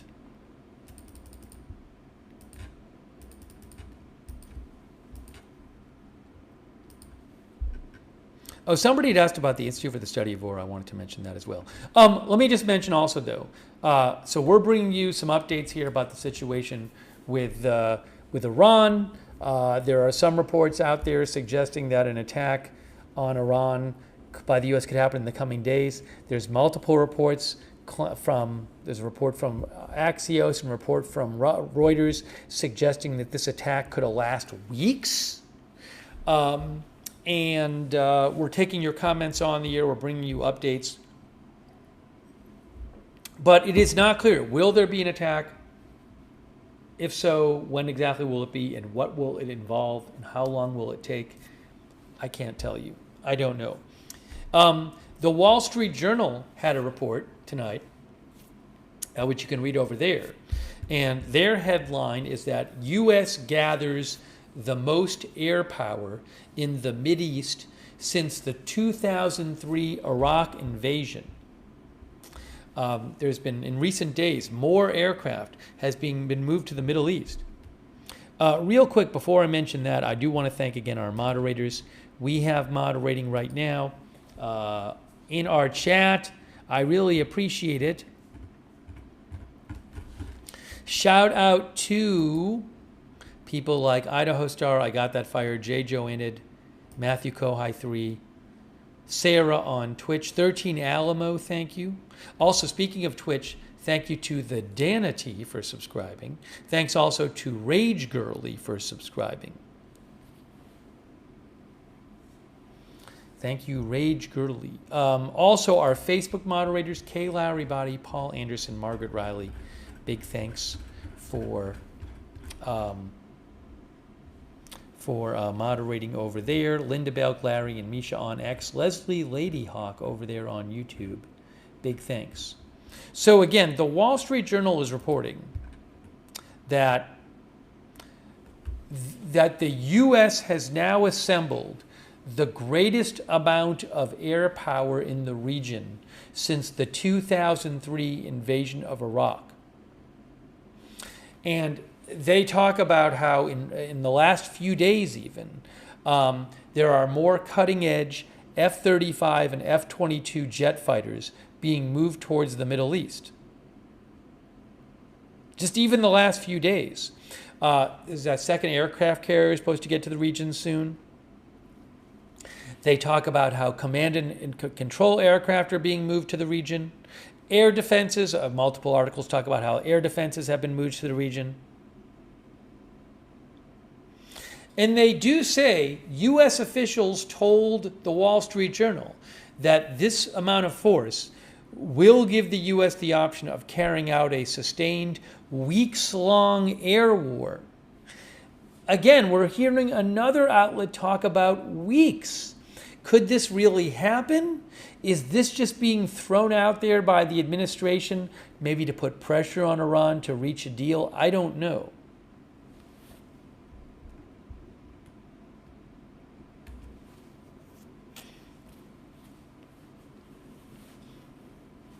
You know, the Wall Street Journal also says that one of the options President Trump has been presented, one of them, is a campaign that would kill scores of Iranian political and military leaders with the goal of overthrowing the government. Doesn't mean he's going to go with that. Also, multiple outlets, including the Wall Street Journal and other outlets, CNN says this, says Trump has not decided whether to attack Iran.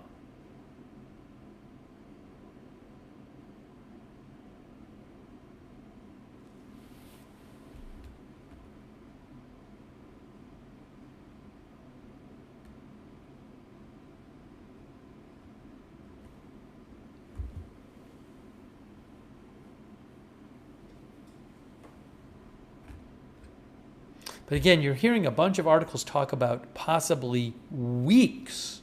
Weeks. The Wall Street Journal also points out that unlike Operation Iraqi Freedom in 2003, there are no U.S. and allied ground forces to support.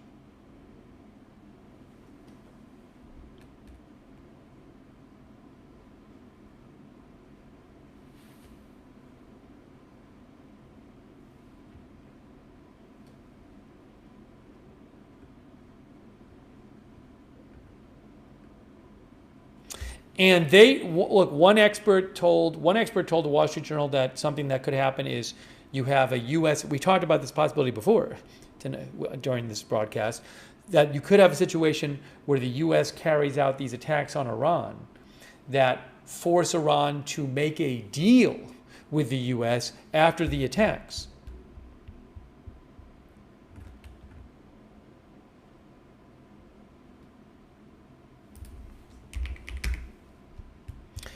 Devil Doc says we're not doing a ground invasion, so everybody needs to chill. That's what our viewer Devil Doc says.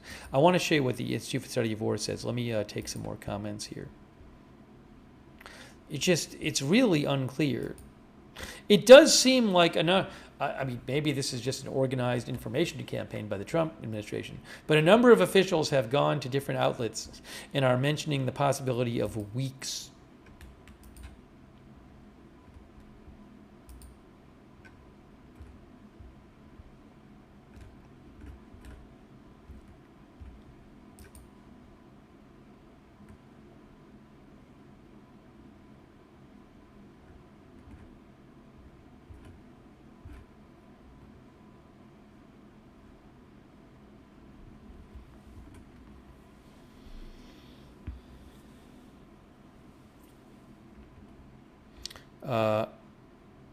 Quobel says ground invasion wouldn't take weeks but years.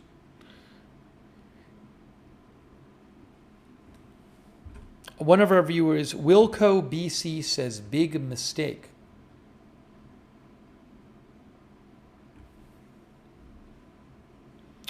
Darcy Swanson says war is never the answer. Here's a live look at the White House, by the way. It's coming up. Oops, that's not it. There it is, right there.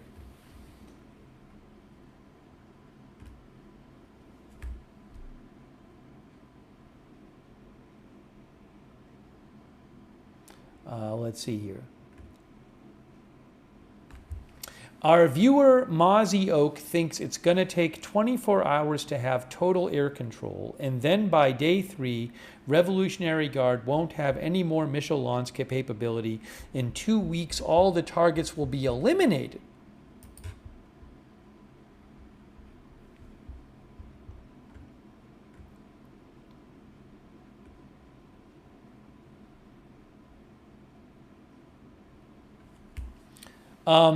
Wab, our viewer, thinks if the Islamic Republic makes a deal, no nukes, no ballistic missiles, and no terrorism funding, they are toast. Thus, no deal is possible. Marcos thinks that U.S. aircraft carriers are bathtubs that will be neutralized in the first minutes of war. The U.S. won't even know where the hypersonic missiles came from. That's what Marcos says.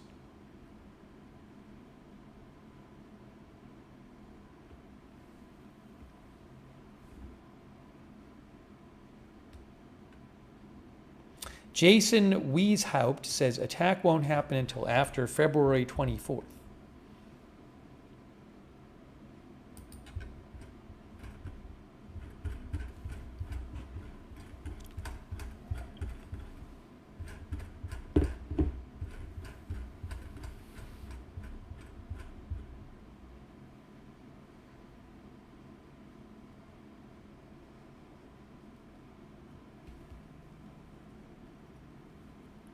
Voltron thinks that Iran has anti-ship ballistic missiles from China and Russia just to attack carriers.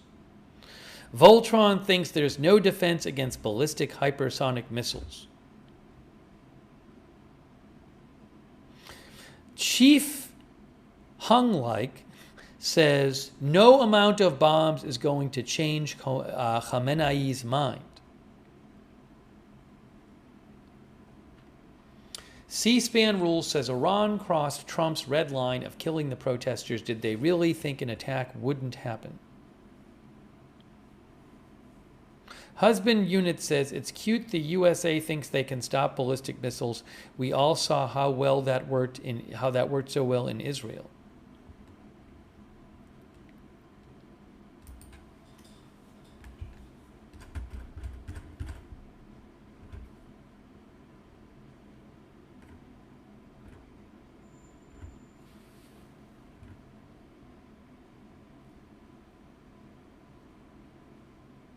Chuck Mosca says, if Trump obliterated Iran's nuclear weapons program, how do they pose an imminent threat to our national security that would warrant risking a widespread and long-term war?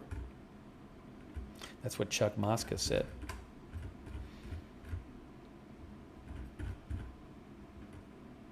Hey, a quick shout out to our Twitch subscribers. Want to shout out them real quick, like Tech Slug and Wall Street and Shaggy. I appreciate it. My Mind Spray, Devil Doc, Darb's Mom, and Sandy Doggo, the King of Wit, Susan CHO4.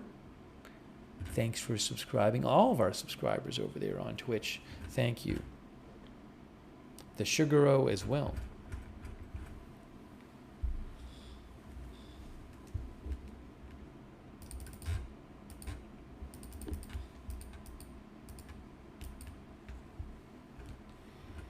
All right, hang on a moment here.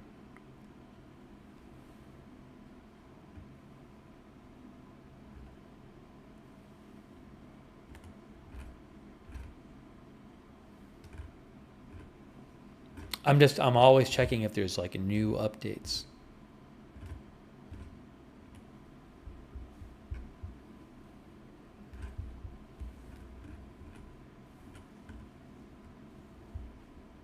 Oh, there was another thing I want. Oh, I was going to mention. So the Institute for the Study of War said,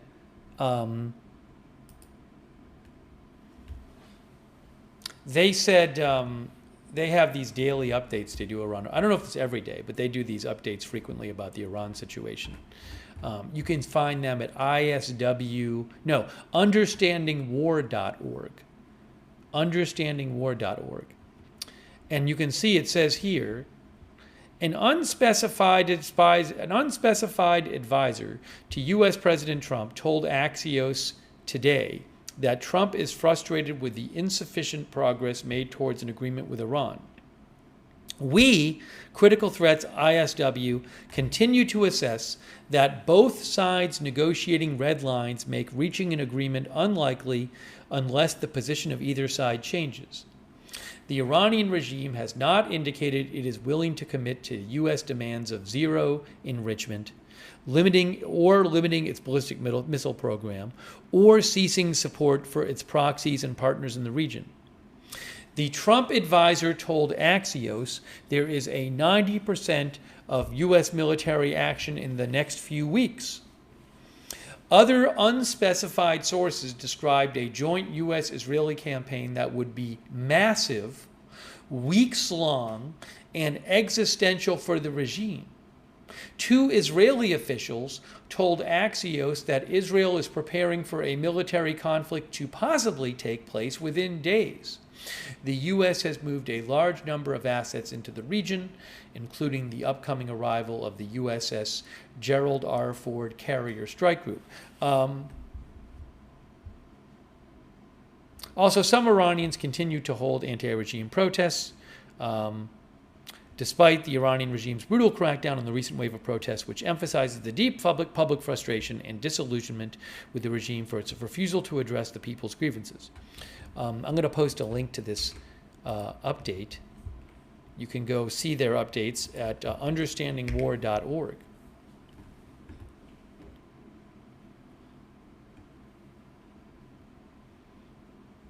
ARX thinks it's 99.9% no strikes for at least 1 week. Matt Machine thinks Trump wants a world war because he thinks that's the only thing that will keep him in power. The one and only says Iran will stall. That's what they do. Alper says time is ticking for Iran.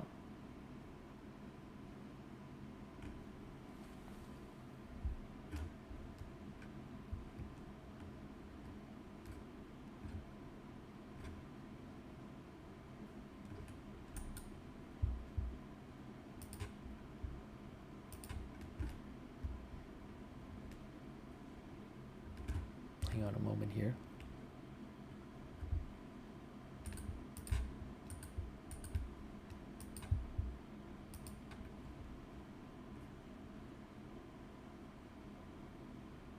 Here's a little more on Iran's negotiating position. This is from yesterday in the Institute for the Study of War update, the 17th update, February 17th update.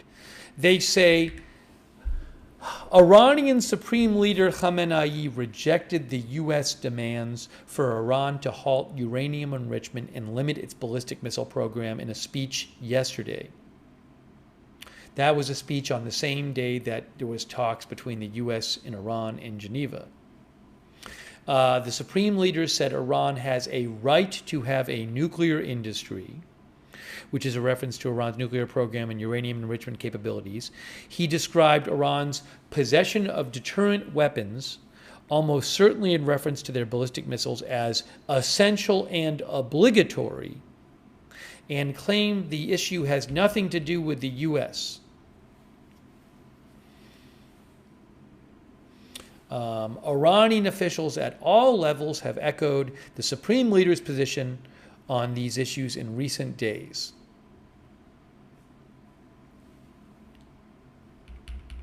And also, Iran has presented several proposals to the U.S. that do not meet the U.S. demand for zero enrichment.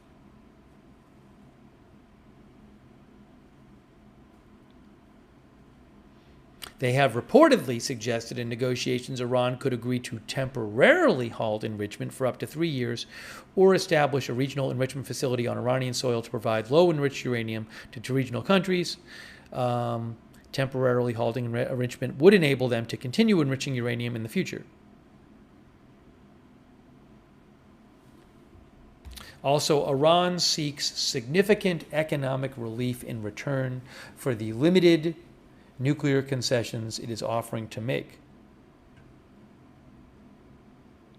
Oh, you know what I didn't mention? There's something I wanted to mention. There's reporting that Iran, I totally forgot about this. Iran is preparing and fortifying their sites. Some of you have been talking about this. This is an article from today in Reuters. Satellite images show Iran repairing and fortifying sites amid U.S. tensions. I can show you the images too. I forgot to mention this. Hang on, let me pull these images up so you can see them.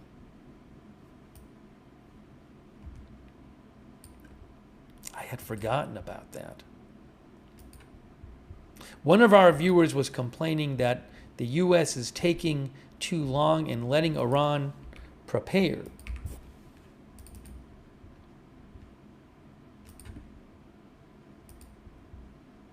Okay, hold on a moment. So,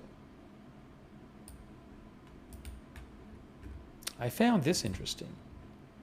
So you can see, Reuters reports, satellite images show Iran has recently built a concrete shield over a new facility at a sensitive military site and covered it in soil, experts say, advancing work at a location reportedly bombed by Israel in 2024 amid tensions with the U.S.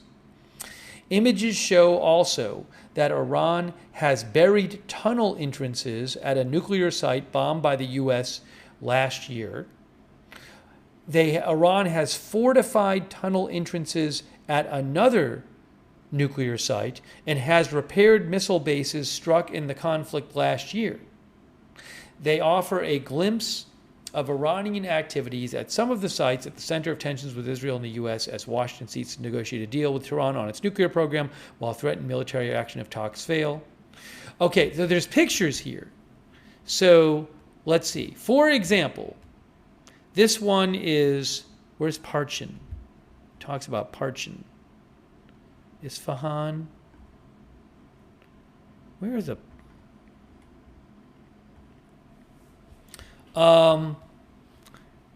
So this picture, I'm going to pull up right here, says... Wait, hold on a second. This is unburied. I want to make sure... Here, I'm showing you the right thing. Tunnel entrances buried at Isfahan nuclear complex, for example. The Isfahan complex is one of 3 Iranian uranium enrichment plants bombed by the U.S. in June. Satellite images taken in late January showed new efforts to bury 2 tunnel entrances at the complex. A February 10th image shows all 3 tunnels buried. Can I? Where is which one is this? Where is it? Oh, I see. Okay, it's these 2. One is from one picture. I'm going to show you these pictures. One is from November, and one is from a week ago.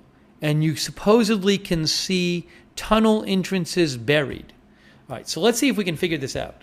I'm pulling up the photos right now. Can we figure out the 2 pictures that show the tunnel entrances buried? Okay, hold on. It's that one and that one. Which one is this? Hold on. Where are the tunnel entrances? I'm so confused. I'm looking here. This shows unburied. This shows unburied. I don't even know where to look. This shows buried. They look similar to me. I'm gonna have to zoom in. You see what you guys can figure out. This either shows This is the one that either shows them unburied or buried.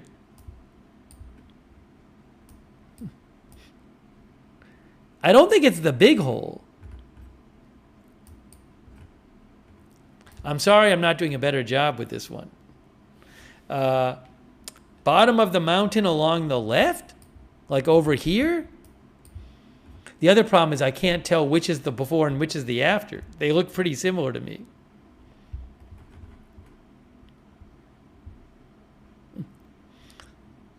A lot of times it's more obvious. Left of the blue building? Here? Is it before or after, though?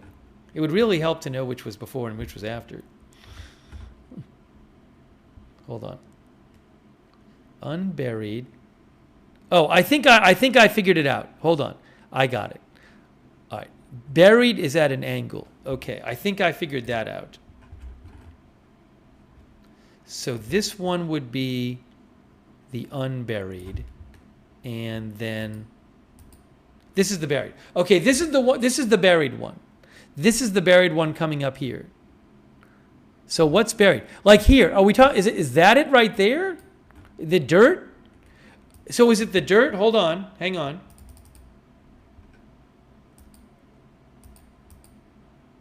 No, I think I see the dirt in both of them. That's the after. That's the before. Hold on. So there's no, so this is the before right here. Is like, because like, I don't, if, here's the before, and then look right here. I don't see any dirt patch there. And then when I go to the after, I see a dirt patch right here. Is that what they're talking about? And then like this dirt over here. It looks like it's there anyway. Notice the roads. Again, that is the before is, that's the before, right? That's the before. And then the after is there. Hold on. That's the before. And then that's the after. I'm doing a terrible job of this. The road goes into the tunnel. Anyways, I'm sorry I'm doing such a terrible job of this. I cannot find the big differences. That is the after picture.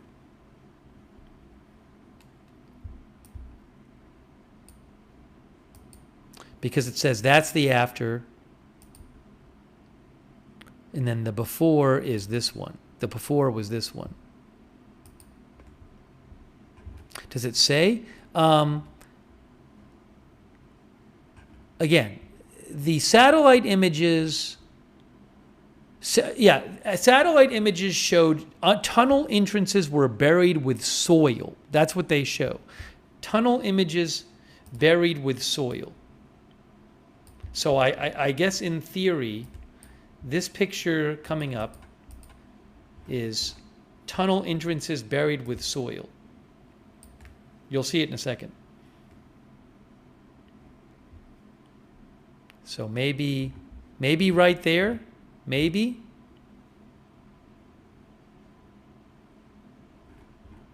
Look at bottom part under the top entrance. Fresh pile of brown dirt behind gray building. I think that's there. How about down here? How about right, is that one too right there?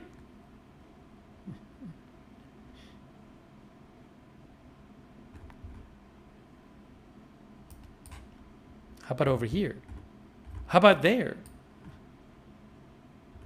Just follow the roads. People are saying, oh, follow the roads. So you're saying in this picture, which is the after picture, there's a road and there's dirt right there and there's road. Is that what you're saying at the end of the roads on the left, there and there? Because the before picture is this one. Ah, there's the before. At the end of the road is there. Okay, so people are saying, this is the before picture. People are saying like over here you have, this is at Isfahan. You have the road end here and the road end here. And there's no big pile of dirt. And then what you're saying in the chat is if we go to the, again, these are Reuters pictures. If we go to this picture, that at the end of the two roads, you have that there, you'll see it coming up, and then this there. Is that what you're saying? The piles of dirt at the end of the roads? Sorry I did such a bad job of figuring that out.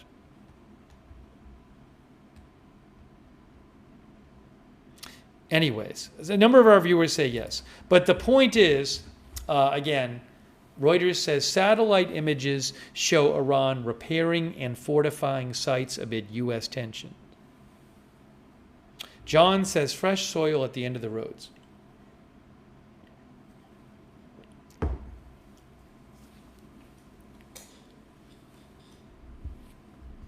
If you know what, I might be able to get a link to the article and I can post the link and then you guys can look at it.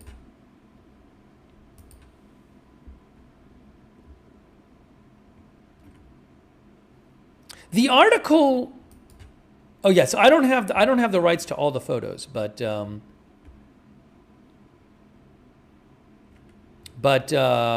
on a second here.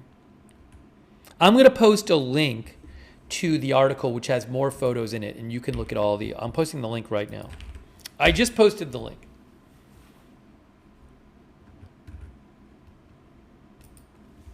What I have to do, I have to grab my water. I have to grab my water. Hold on. While I grab my water, let me take 1 second and show you the White House while I grab my water. Hold on, one moment.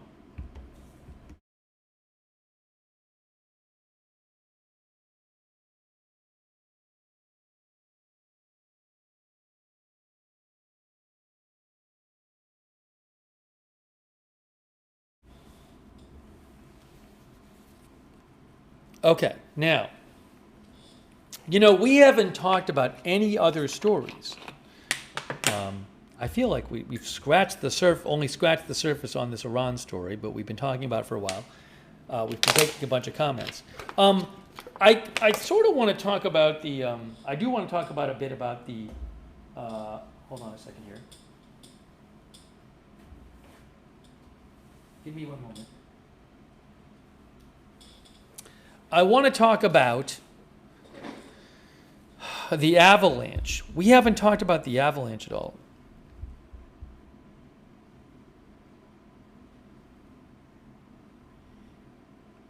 Oh,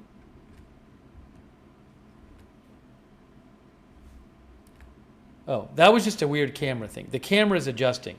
The lights are not out at the White House. The camera is adjusting over there. That's what's happening.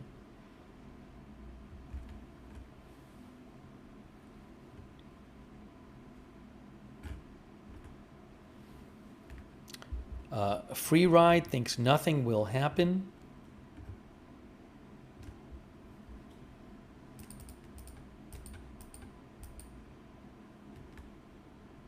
Oh, I forgot this. CBS News also has a report tonight about another report about this whole possible military action. CBS News is reporting tonight that CBS News says that national security officials have told Trump that the military would be ready for strikes as soon as Saturday.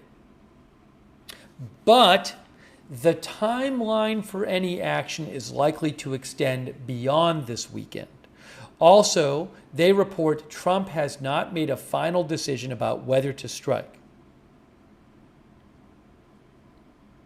So again, CBS News is reporting that the military could do it as soon as Saturday, but the timeline is likely to extend beyond this weekend. Meaning, as I read it, that it wouldn't start until after the weekend. That's what CBS News is reporting. Kampa Palau says, so in the next few weeks, if there were to be a decision, I don't know. I mean, multiple outlets are saying it could be as soon as this weekend.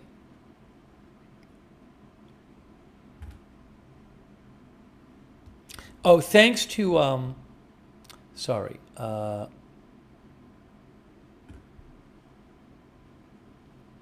Salty Bag Fries thinks it'll be Saturday at 3 a.m. Hey, thank you, Action Base Store. Thanks for your support. Also, Tasmanaut.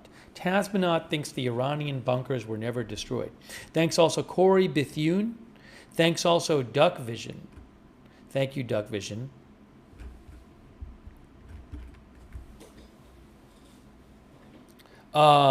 Mary Navy Mike says Trump is not going to give up his game plan. He's not Obama.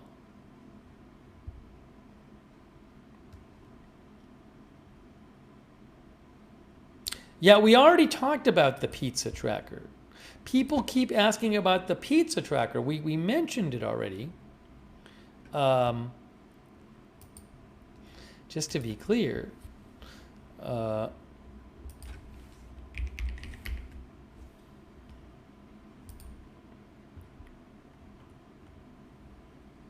again, as I mentioned, Penn Pizza Report, at Penn Pizza Report, said that the closest open pizzerias to MacDill Air Force Base, home of CENTCOM in Florida, are reporting much higher traffic than usual. CENTCOM oversees the U.S. military in the Middle East.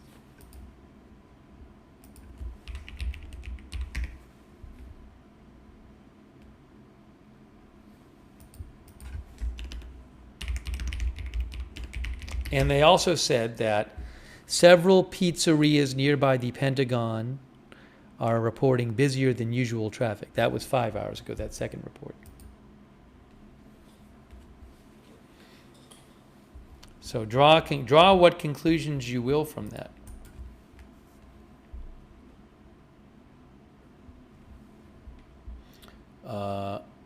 One of our viewers said, when you see Bitcoin take a 5% crash in a matter of seconds, you know what's happening.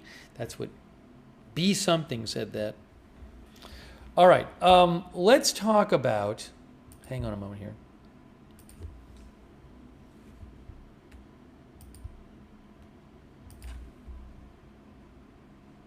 What is the hit rate of the pizza tracker? I mean, it's pretty regular it's been pretty regular the last number of weeks when they say there's some elevated pizza food ordering going on. Jan Mauk says it seems fighting is always on the Sabbath day.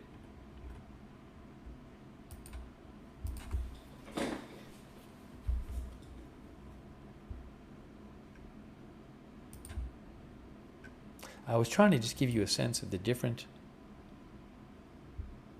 Is anything new? What is the Times reporting anything tonight? Yes. Hey guys, by the way, New York Times, another outlet saying as soon as this weekend. The New York Times also reports that the buildup of U.S. military forces is such that President Trump has the option to take military action as soon as this weekend, but they also report they're not aware that he's made a decision.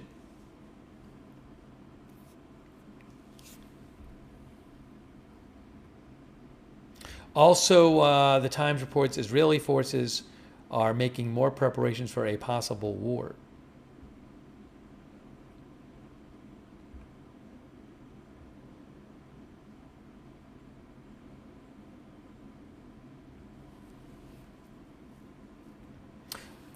They also say that we talked about this before. The USS Gerald R. Ford, the second aircraft carrier, is approaching the Strait of Gibraltar off the coast of Spain. It's getting close.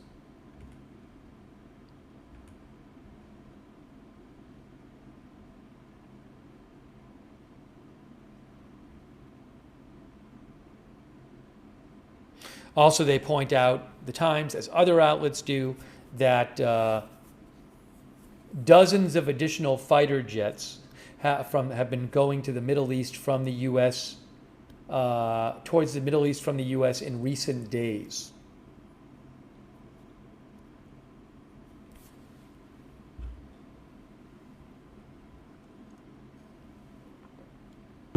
Oh, by the way, some of our viewers mentioned aircraft carriers and possible vulnerability to ballistic missiles.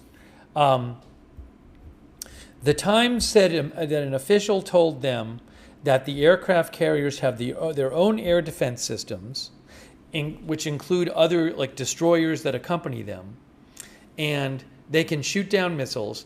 And also, the official said it's difficult to hit an aircraft carrier with a ballistic missile if the carrier is moving rapidly. Would Iran try to fire missiles at U.S. aircraft carriers? I don't know. Pix Pusha says, I think the start time will surprise us. I think Friday midnight.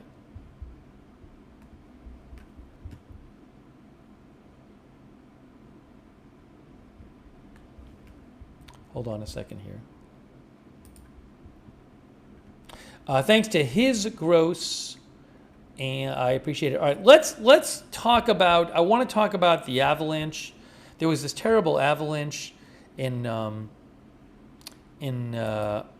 California, I believe it was, and I wanted to mention that. And maybe watch a little. I didn't even get to see it today. There was a press conference about it.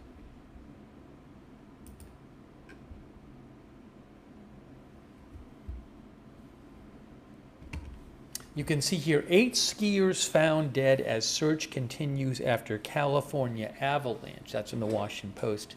8 backcountry skiers were found dead today as a significant rescue effort continues for one still missing near Truckee, California. And one of our viewers, Kids Coach, says, I live right near the avalanche site. I've spent some time in the exact same spot during summer hikes. It has been heartbreaking news here. I have, give me a moment here, a video of the press conference about it. Here it is right here. So in a second, I think we're gonna look at that. Hang on.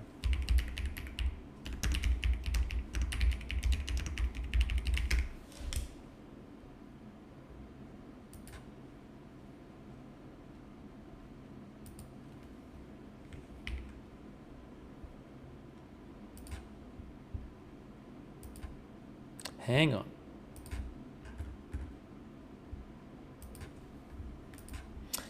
The Washington Post said, with 8 people confirmed killed by the massive snowslide described as the length of a football field, it is now the deadliest avalanche in modern California history.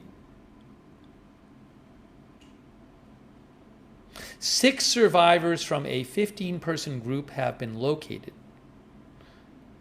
They are being transported by rescue teams to receive medical care, but conditions continue to be a challenge for rescuers. There is limited access to the area affected by the avalanche.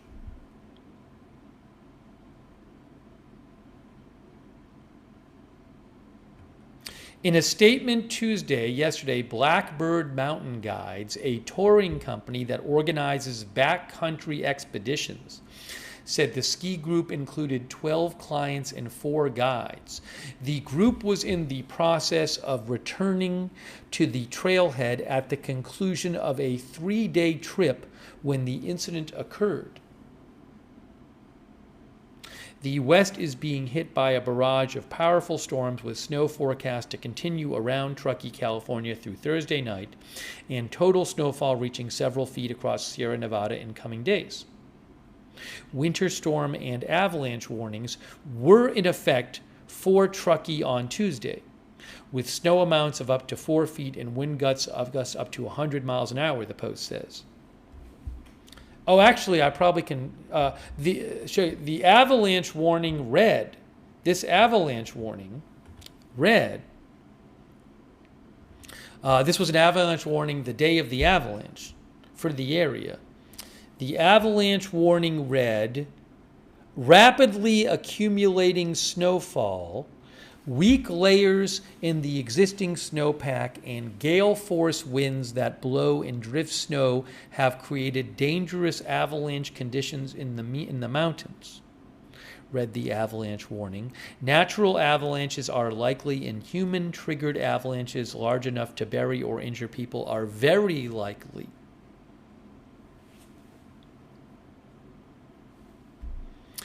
Climate scientist Daniel Swain said there were two factors that led to yesterday's very high risk of avalanches: dry and record warm weather in recent weeks, causing a weak snow base and high snow rates during the current storm.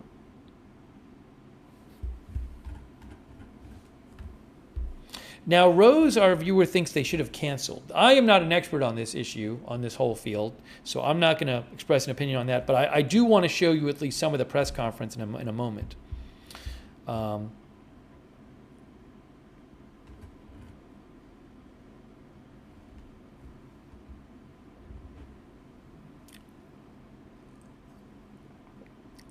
Our viewer Kizamaru the DK says, I was watching a documentary about an avalanche. It's not just snow, it picks up rocks too.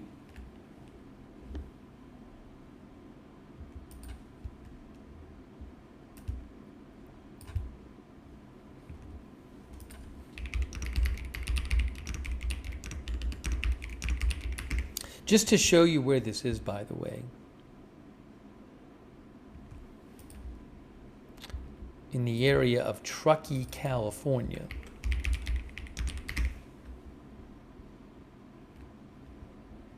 Here.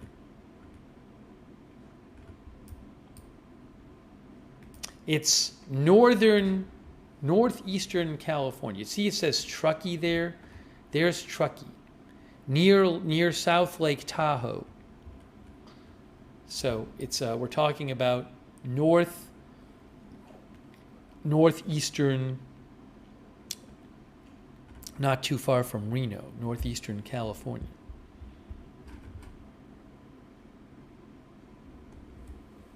Barry says avalanches are crazy deadly. Maybe we can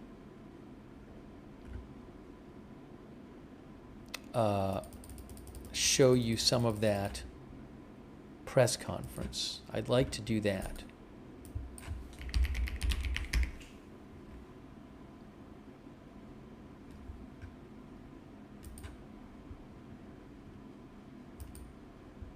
This is from today, this press conference.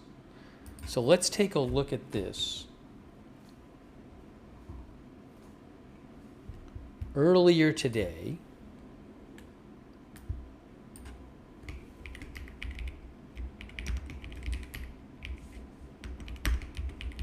Nevada County, California.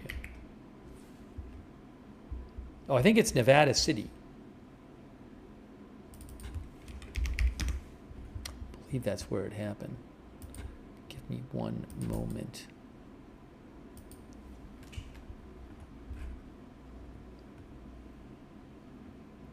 I'm pulling it up for you right now.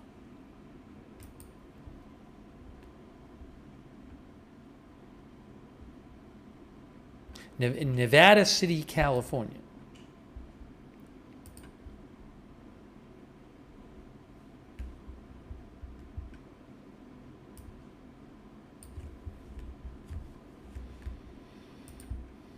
Okay, here we go.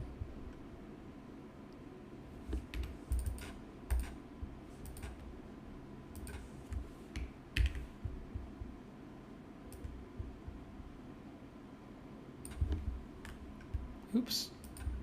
Sorry, it takes a second to pull this up here.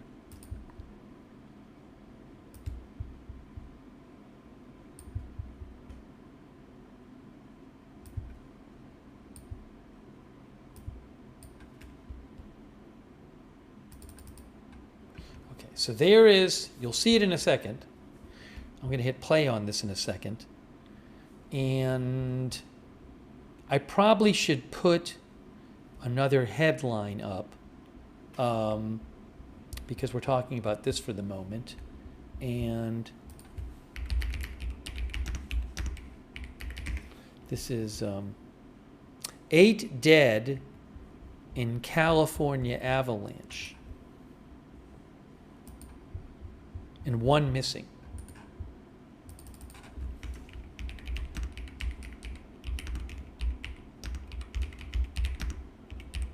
Oops.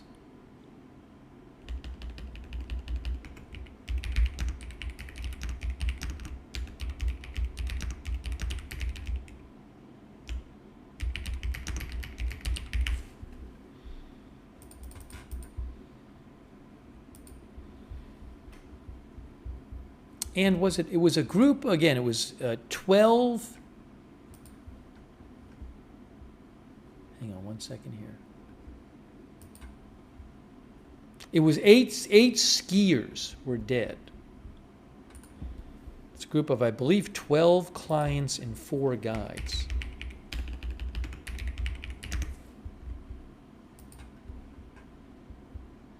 Okay. Here is what the authorities had to say, at least some of what they had to say. We'll watch some of this so you can see it.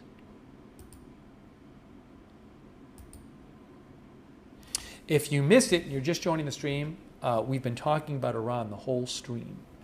But I want to talk about other news as well. But if you missed it, you can rewind and watch the Iran part. Uh-oh. There is a typo. Thank you for letting me know. I just fixed it, I believe.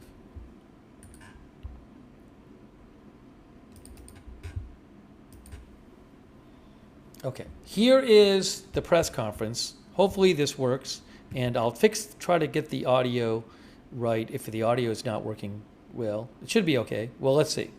I'll do my best to figure it out, but I got to hear what it sounds like first.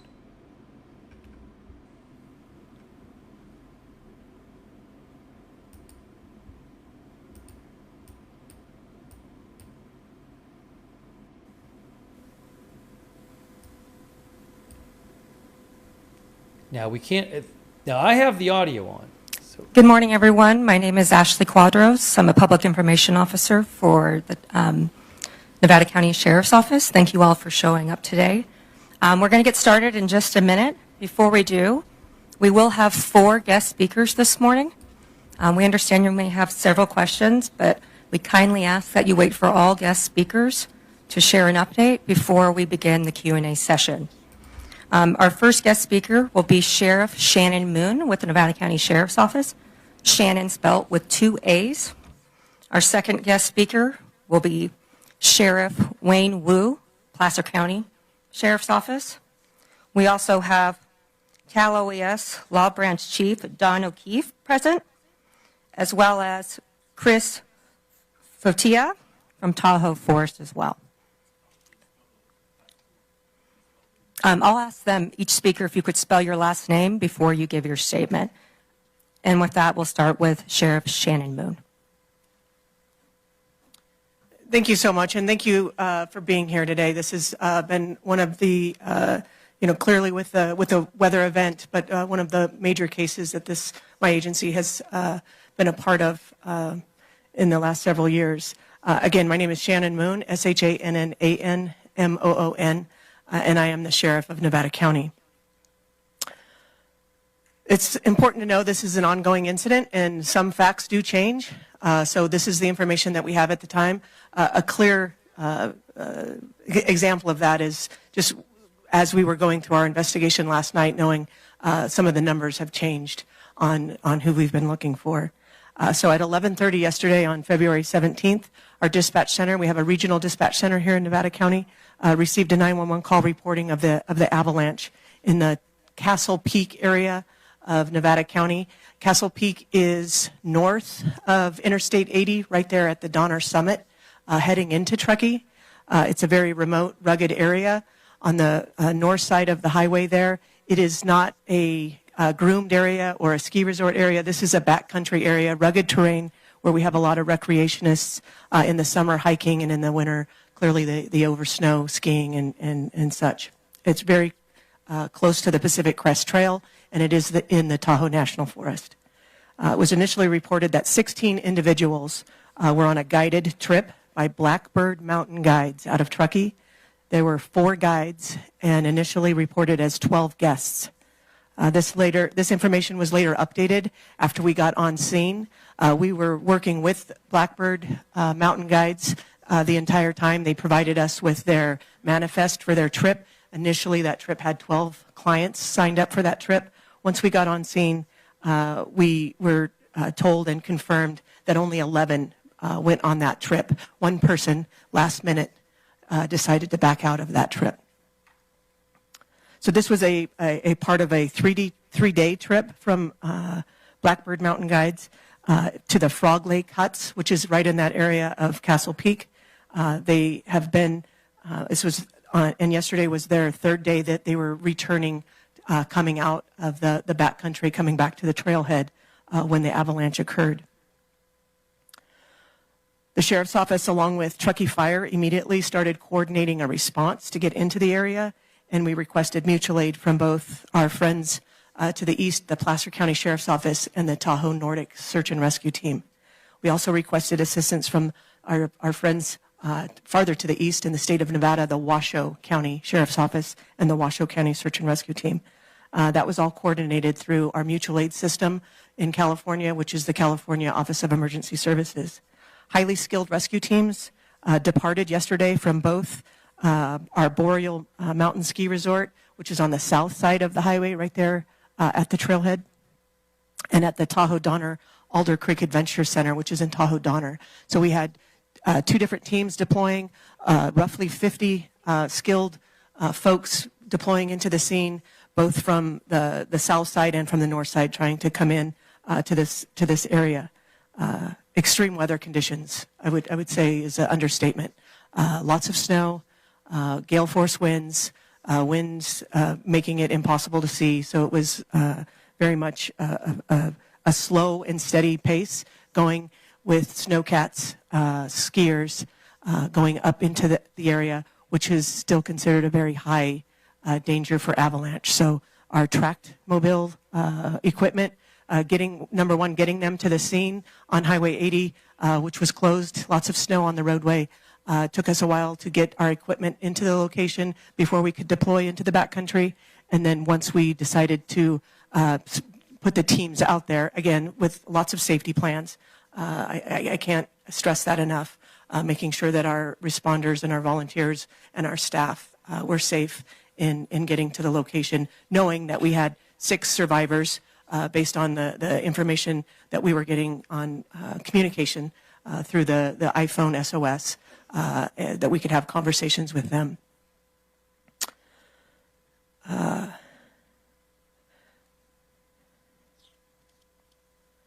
Once we arrived at the location, it was just after 5:30 p.m. last night when we had a snowcat that was able to get to about 2 miles before they got to the scene.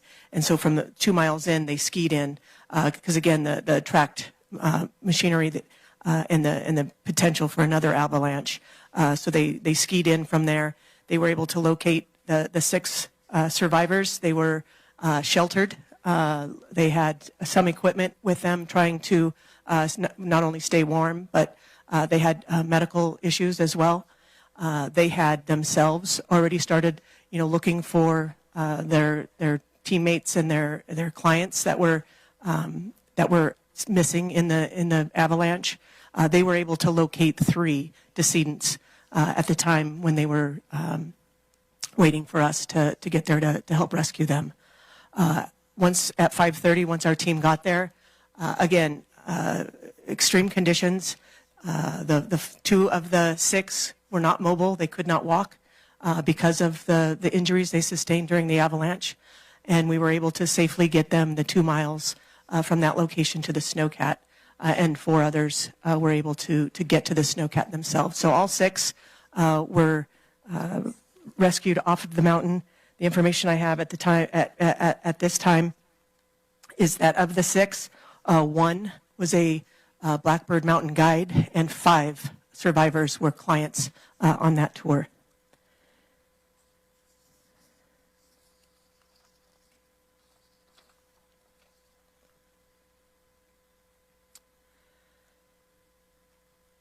of the folks that are missing. So again, a total of 11, right?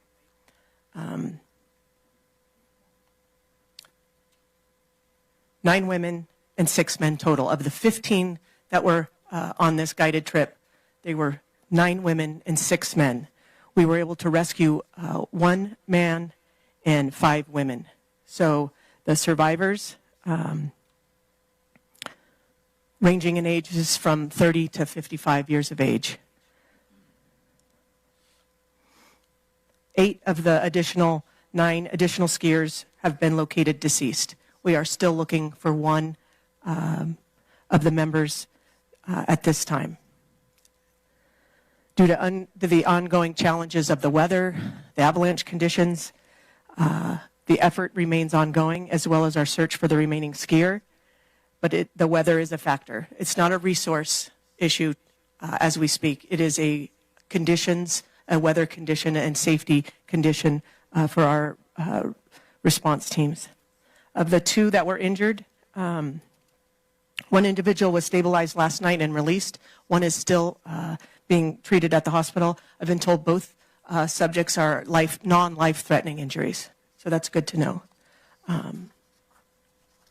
The guide company has been very cooperative, providing us the individual information from their trip. They also had members arrive at our location when we deployed into the field, and they responded with us. They wanted to do everything that they could to assist. The cause of death clearly will not be able to be confirmed. One, we still have to get to the decedents. We still have to be able to identify those decedents, and then we will determine through contract with Placer County. We contract with them for all of our pathology. That should take some time to determine mechanism of injury and truly the cause of death for these individuals. The avalanche yesterday was about 1 mile away from a different avalanche that occurred at the beginning of January in that same Castle Peak area. Please understand that this incident remains ongoing. Our focus remains on recovering, but the snow and the unsure conditions are creating an issue to making sure that we can safely do that. We did have a conversation with the families of the folks that are still outstanding and let them know that our mission has went from a rescue to a recovery. It's a difficult conversation to have with loved ones, so I please ask for your patience with the family members. This is ongoing, and I can't even imagine the amount of questions and stress that those families are going through right now as we move forward through this. Public safety reminders. Check avalanche forecasts and weather reports before traveling anywhere in the backcountry. Locally, the Sierra Avalanche Center is a great resource. Avoid closed areas, posted areas, avoid all of those high-risk areas. Always communicate your plans. Travel with a partner, share your route, and consider all of the avalanche training dangers that are in our beautiful community, but definitely a high danger for that. So with that, I'll ask the Placer County Sheriff, Wayne Wu, to come up and talk about that mutual aid that his agency reported and responded with us. Thank you, Sheriff Moon. My name is Wayne Wu, W-O-O. I'm the current sheriff of Placer County. First of all, on behalf of myself and all the men and women of the Placer County Sheriff's Office, I want to offer my condolences to the family in this very trying time. The Placer County Sheriff's Office, the Washoe County Sheriff's Office, and the Nevada County Sheriff's Office has a very unique relationship with the challenges of providing services in the Lake Tahoe Basin. We work very closely together, and we value that relationship and provide mutual aid to each other. And I know Sheriff Moon would provide just as many resources to the constituents of Placer County if this emergency were to occur in our jurisdiction. So Sheriff Balaam with Washoe County couldn't make it over the summit. He tried to be here today, but I appreciate all of his efforts in this response as well. On the initial response, the Placer County Sheriff's Tahoe Nordic Search and Rescue Team responded with 2 snowcats and 28 members of our search and rescue team. I can't speak highly enough the men and women that make up the Tahoe Nordic Search and Rescue Team.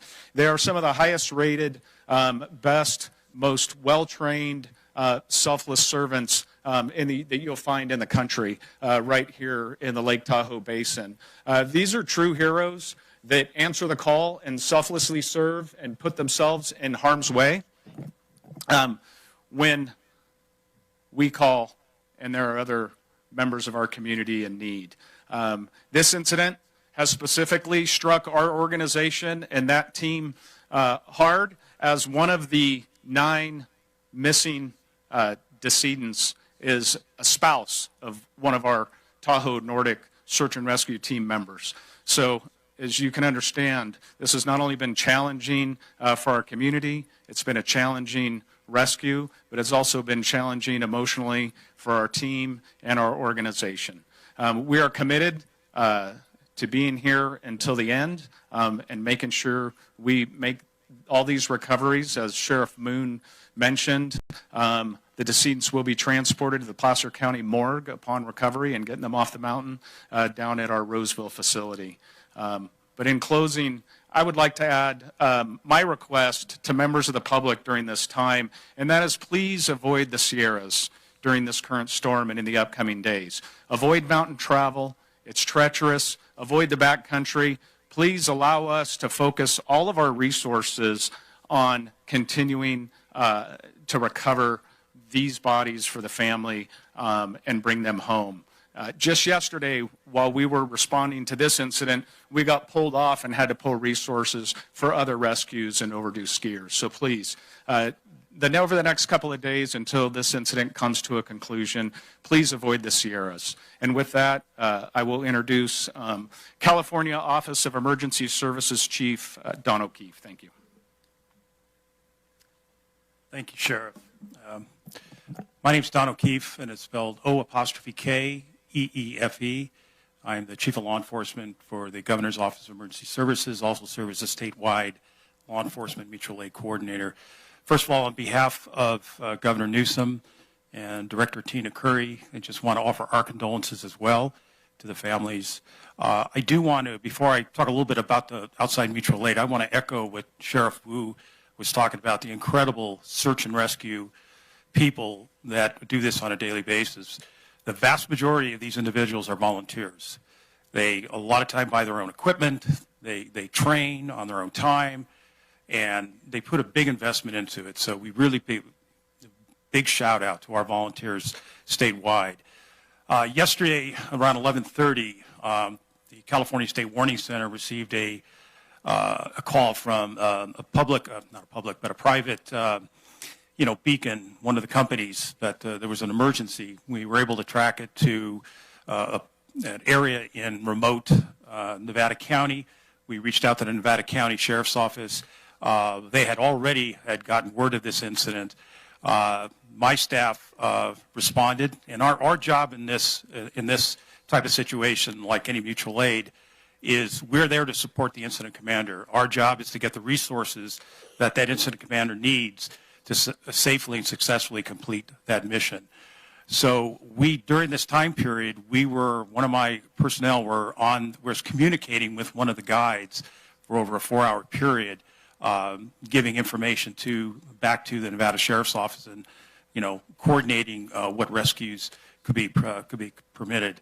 So we have a very, very robust, as the sheriff said, very robust mutual aid system in California.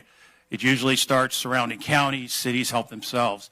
Where we really come into it is when resources need to come from regional or statewide.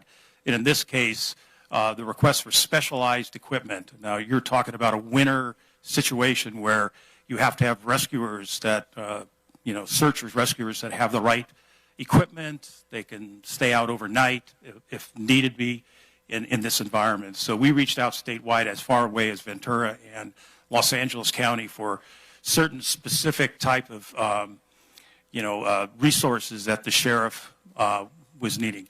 As she has mentioned, this is not, at this point, is not a resource issue. The resource has been met. However, we here at Cal OES will still be assisting through the recovery process to get that, whatever is needed to recover the decedents from where they're at right now. So with that, that's all I have right now. Thank you. I'll be around to answer questions later on. Thank you.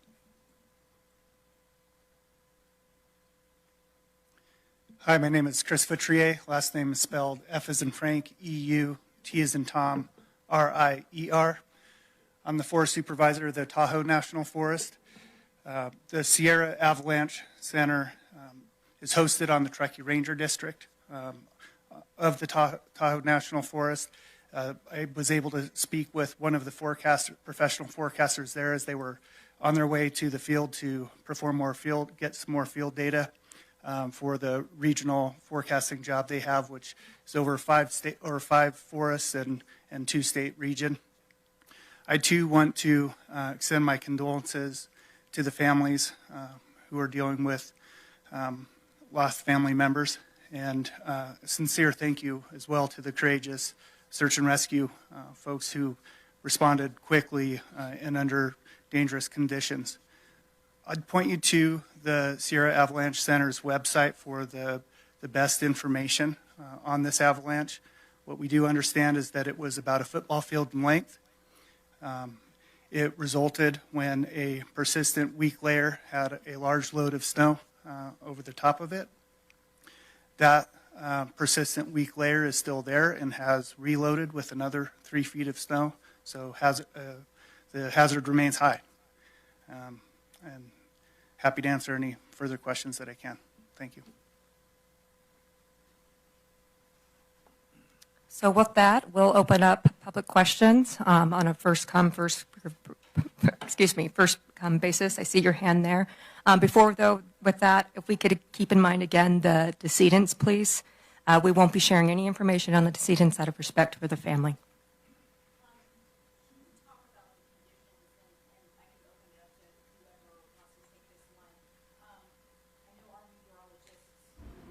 Sorry, the questioners are not mic'd, so we can't really hear the questions, but we'll hear the answers.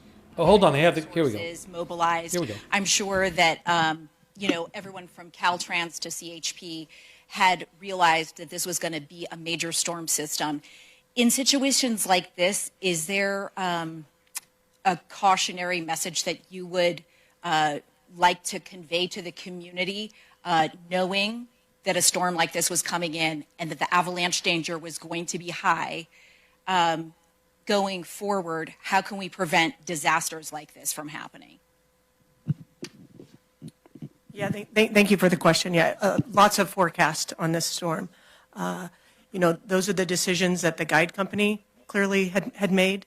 We're still in conversation with them on the decision factors that they made, but definitely a heed for everyone. The backcountry it's beautiful. There's not a lot of people out there, and that's where a lot of people like to recreate. I myself like to recreate in that area. But Mother Nature does not seem to it doesn't seem to matter, right? No matter how prepared you are, no matter how experienced you are. And again, heeding the warnings of it takes all resources from multiple different agencies to respond to emergencies. And when we have multiple emergencies going on, we too had a different search and rescue mission in the north section of our county just because of the amount of snow that was coming down. So recognizing it's not just you, that you're impacting the potential for resources getting deployed somewhere else. And yeah, trying to put that information out as much as we can. We have great partnership with all of the media and listening to your guys' newscasts, listening to our local newscasts on the prediction of that weather, I think is important. And most people do heed that. In this particular instance, it was day 3. They were on their way out, and they came across this avalanche. So appreciate the question.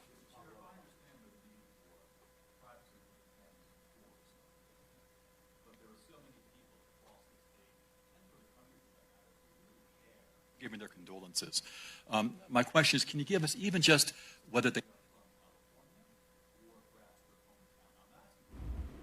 but anything with their hometown and their state, perhaps? Yeah, multiple different states, definitely. And again, we did have a conference call with all members this morning, and we assured them that we would not be putting names out. They're still reeling, quite considerable, and I could not imagine what they're going through. So as soon as we can get that information out, we will. And the first people that are going to hear this information clearly is the families that are affected. Again, this affects not only our communities but other communities. We understand that, and we appreciate the media's assistance with us in getting that message out. Original question. I know that you said you're speaking.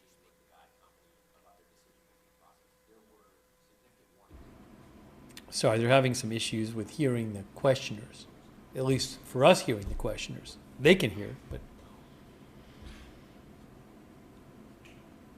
Well, I would say the communication lines, clearly we were able to communicate with them during the avalanche. What kind of communication lines they had as they were out on their 3-day tour trip, I can't speak to that. Those are all questions that we're asking, and appreciate the patience while we get through this and investigate the totality. Not just so that we know, but so these families know. I think that's the core piece of my mind is wanting to be able to provide answers to the families that were affected, the guide members that were present, and the clients that paid for this trip. Thank you.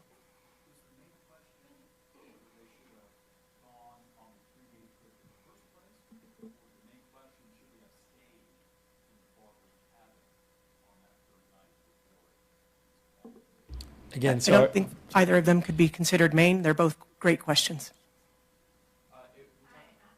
Yeah. Can you give us some more information on the rescue itself? How far away from the group that were found compared to those who's now deceased, and were they carried far down the mountain? I'm going to refer to my operations captain, who is the incident commander for the duration of that first operational period, Captain Rusty Green. He'll answer that question for you. My name is Rusty Green, Greene. The group was fairly close together. The recovery was also, the bodies that were recovered fairly close together. It was reported by the individuals that survived that they were attempting to go out as a group, that someone saw the avalanche, yelled avalanche, and then it overtook them rather quickly. One more follow-up. And can you share more about the account of the survivors after the rescue mission? Yes, 2 of the survivors were transported for medical treatment. They went to the hospital. 1 was released last night. 1 is expected to be released today. Both are expected to survive. Everyone else was released at scene.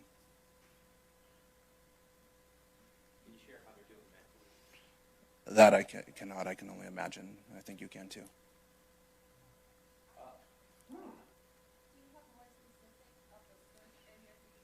Again, we can't hear some of the questions, sorry. There's no actual roadway into the search area. It's accessed via a snowcat, a snowmobile, or cross-country skis. The interstate obviously will open, and that's the staging areas, and then we go from there.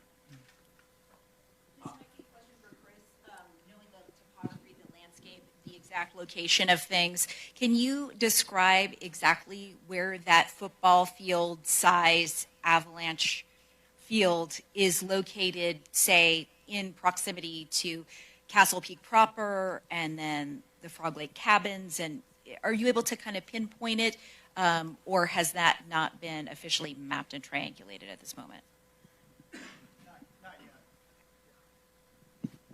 Chris, I also have a follow-up question for you. I know that you had mentioned we had the football field avalanche, and then essentially it's been reloaded with snow. Obviously, this is a really complicated procedure to get the bodies recovered from the scene. Is there fear that there could be another avalanche that might rebury those bodies and they could potentially be lost for some time? I'm going to invite the first responders to answer that. Yes, that's a consideration, but we also have to take into consideration the longer that we continue to have people out there and exposed, the higher chance we put our rescuers in danger. So is it a consideration? Yes, but it's just one of the factors weighing in our decision. And talk about the complicating factor of another big storm headed our way with snow continuing to pelt that area and then even to lower elevations. Well, it's going to make things much more difficult as far as accessing the area, right? It's going to continue to increase the danger of future avalanches, and it's going to continue to make the recovery just harder the longer it goes. We understand that. We understand the importance of doing the recovery, but we just have to weigh all those factors in and do it in the best way possible. Did the group have any equipment, any airbag that would help them survive an avalanche? I don't know if they had any of the jackets that inflate or anything like that. I do know that the 8 individuals that were found all had beacons on. How many bodies have been removed from the scene? Did you say 8? Was that the number that you were saying? 8 have been found at the location. So far, due to the terrain, it's vertical in nature. They were only able to remove the individuals that had survived and needed medical care last night. The actual decedents are still located in the avalanche area. And can you give any gender at all of the people? I believe the sheriff provided that breakdown. We can provide that for you if need be.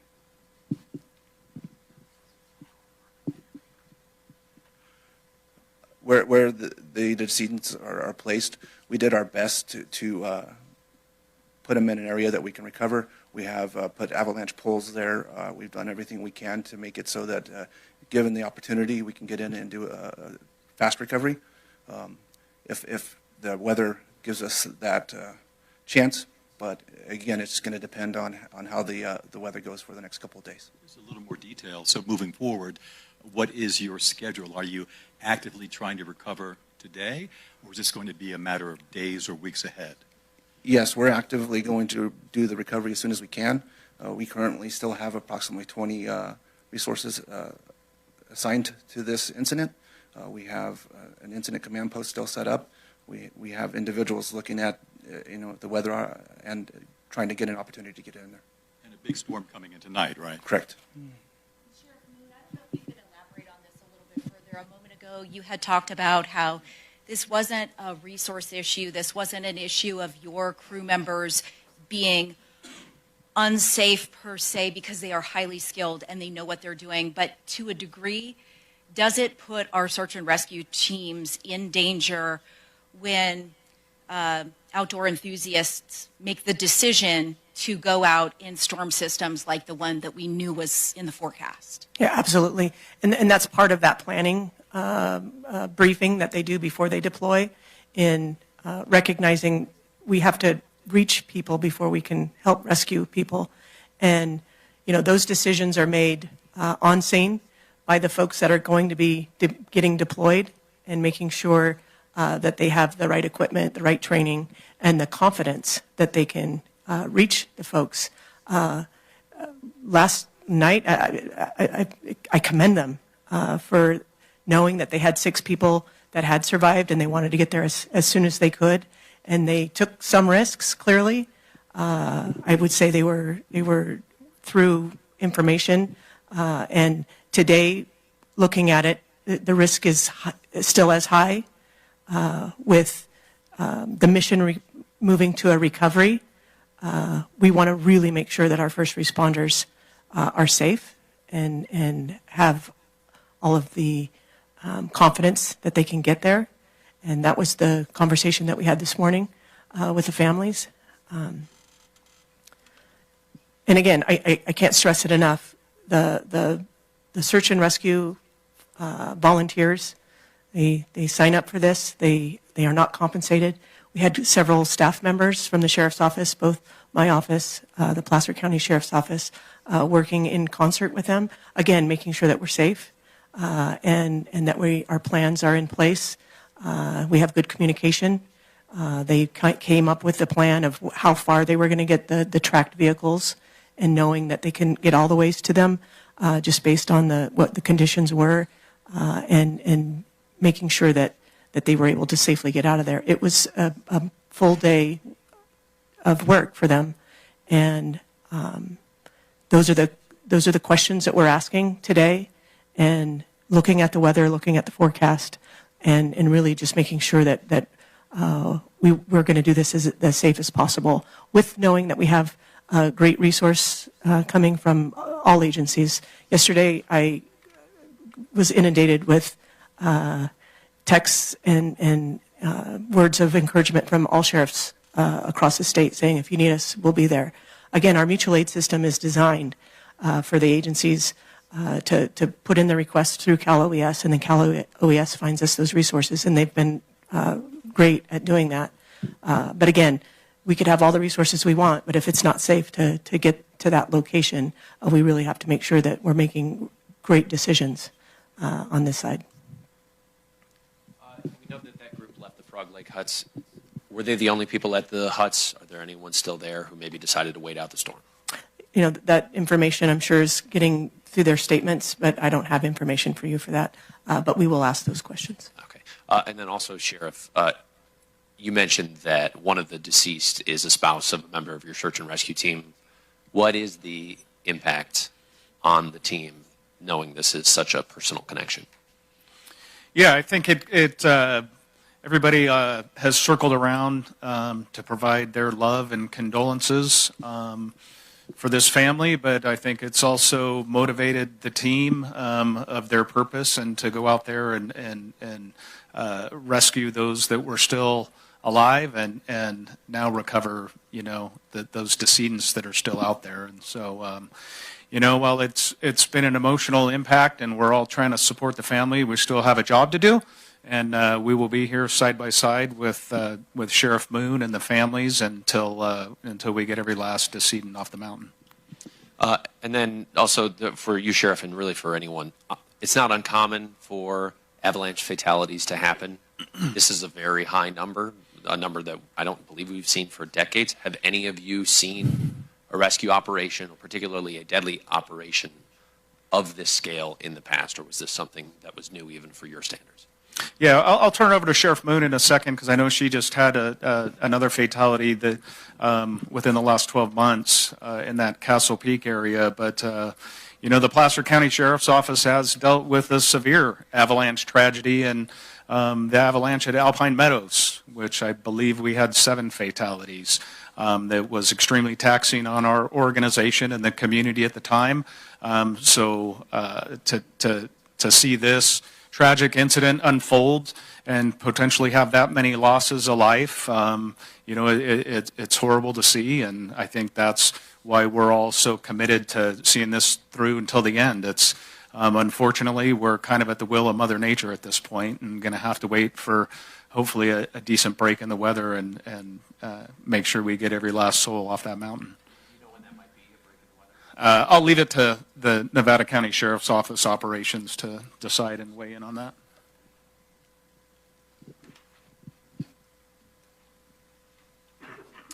Yeah, and looking at the data of the 9 folks that are still on the mountain, 7 are female and 2 are men. And Sheriff Moon, I want to make sure we get the timeline of when you mentioned all of these discoveries were made. I believe you said that around 5:30 p.m., your search and rescue teams who had gone in and then on the Snowcat skied in 2 miles, made contact with the 6 survivors, and the 6 survivors led them to the 8 decedents that you knew about, or 3 decedents at the time? At that time, they had located 3 decedents themselves while they were waiting for their rescue. Our search and rescue team, once they arrived, were able to locate the rest. Okay, and then I know, with much respect to your office, last night you all issued a statement about the efforts at about 10:40 p.m. At that time, it was still a search mission for people who were presumed to be alive. At that point, was the decision made to still call it a search mission for potential survivors because they had not been pronounced dead? Or how does that work with your office making the announcement, and then we were kind of under the impression that there was a search mission going on for survivors as of this morning. So Yeah. how does that work out? Yeah. First and foremost, we wanted to talk to the families before we released anything. So from last night till this morning. And again, it was through statements from the rescuers that were on scene, and they were able to locate the total of 8 known decedents. We're still looking for 1. And again, based on the conversations of truly what their conditions were, looking at the forecast, looking at the totality of the circumstances, and recognizing that it was going to be very difficult for us to get back out there. And again, the information comes in. We try to confirm and assure that we have the best information. But this morning, we really wanted to be able to have a conversation with the families before making any announcements. Sheriff Moon, 7 are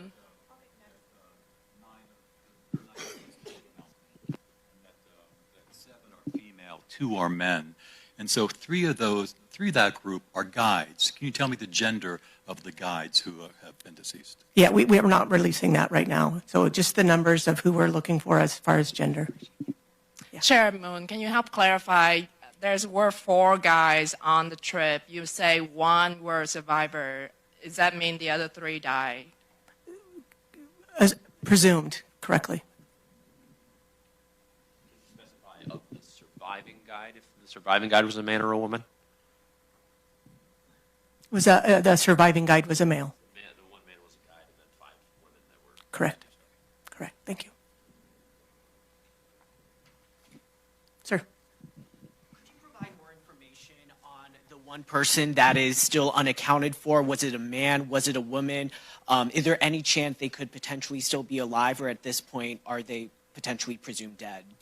Presumed deceased, just based on the totality. The statements of the group was together.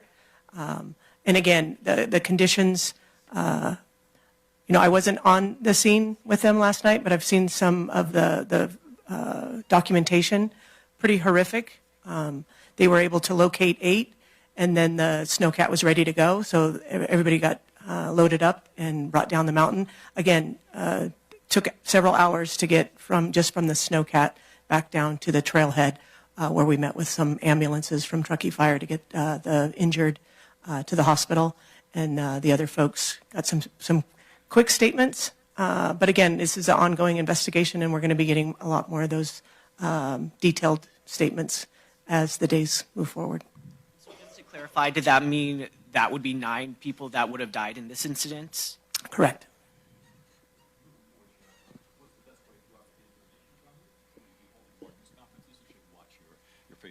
Yeah, we don't have any more press conferences scheduled. We would have put that out. But our public information officer is Ashley Quadros. She's the one that started our conference today. She can put out her information if you haven't already received that information. I'm sure several of you are here today because you've been in contact with the office. And as soon as we get any updated information, again, we'll be having those conversations with the family. And then we'll be reporting out the information for you all. And just to clarify, were the SOS signals, I think, Rusty, you mentioned they were sort of like iPhone SOS communication. Is that what the 6 used, or did they use an avalanche beacon per se? And for the lay people, can you describe the differences in the communication tactics?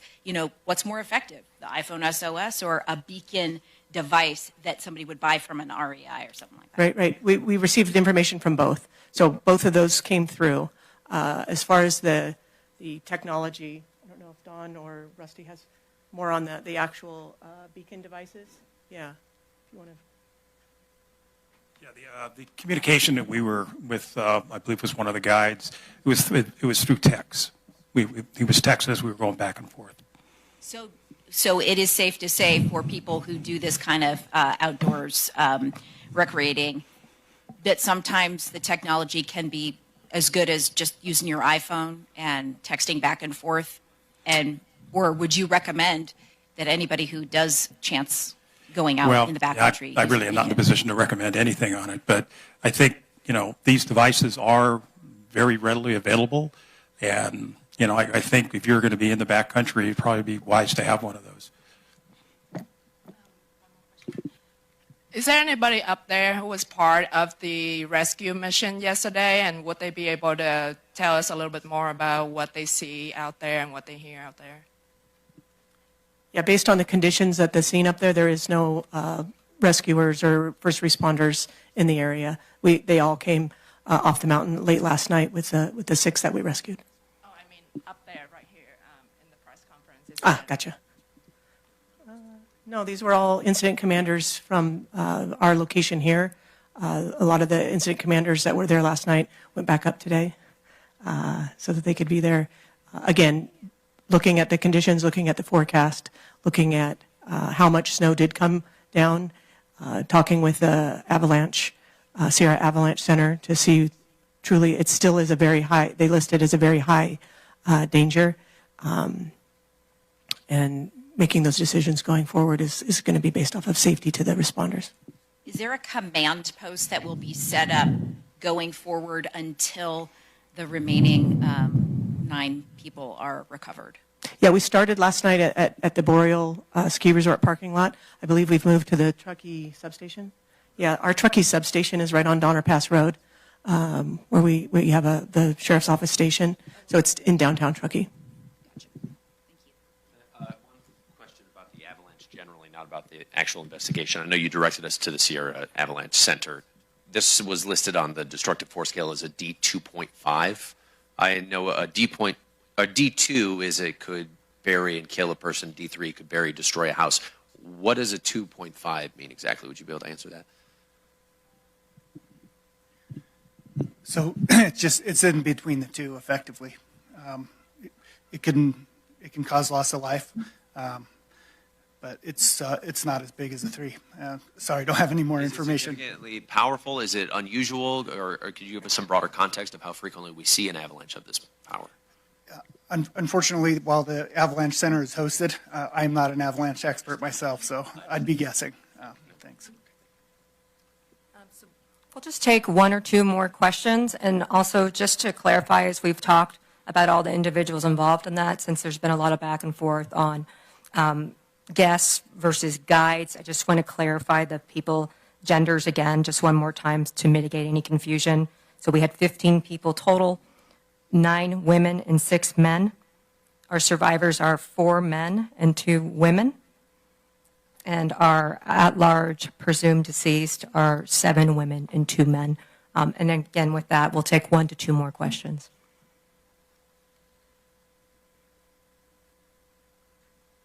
Yes.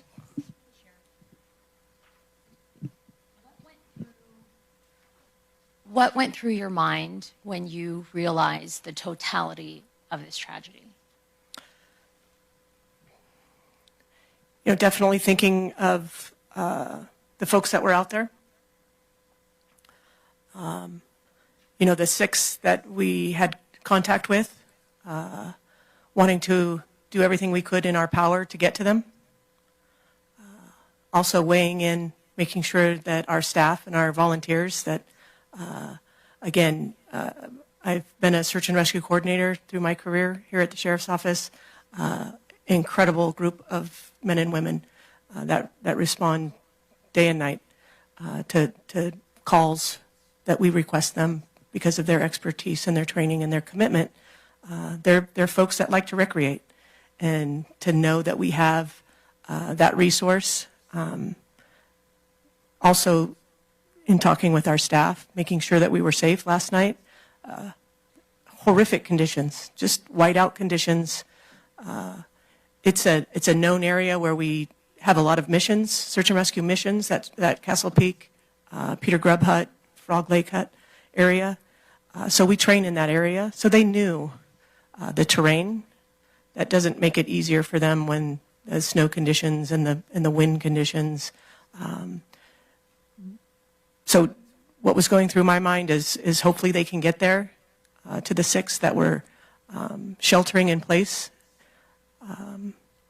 So getting the call that they had made it, and then they made it safely off the mountain, but immediately thinking of the folks that didn't make it, and knowing our mission now is to get them home. And making sure that we're doing it safely and in constant conversation with those families. Thank you. How low the temperature dropped last night?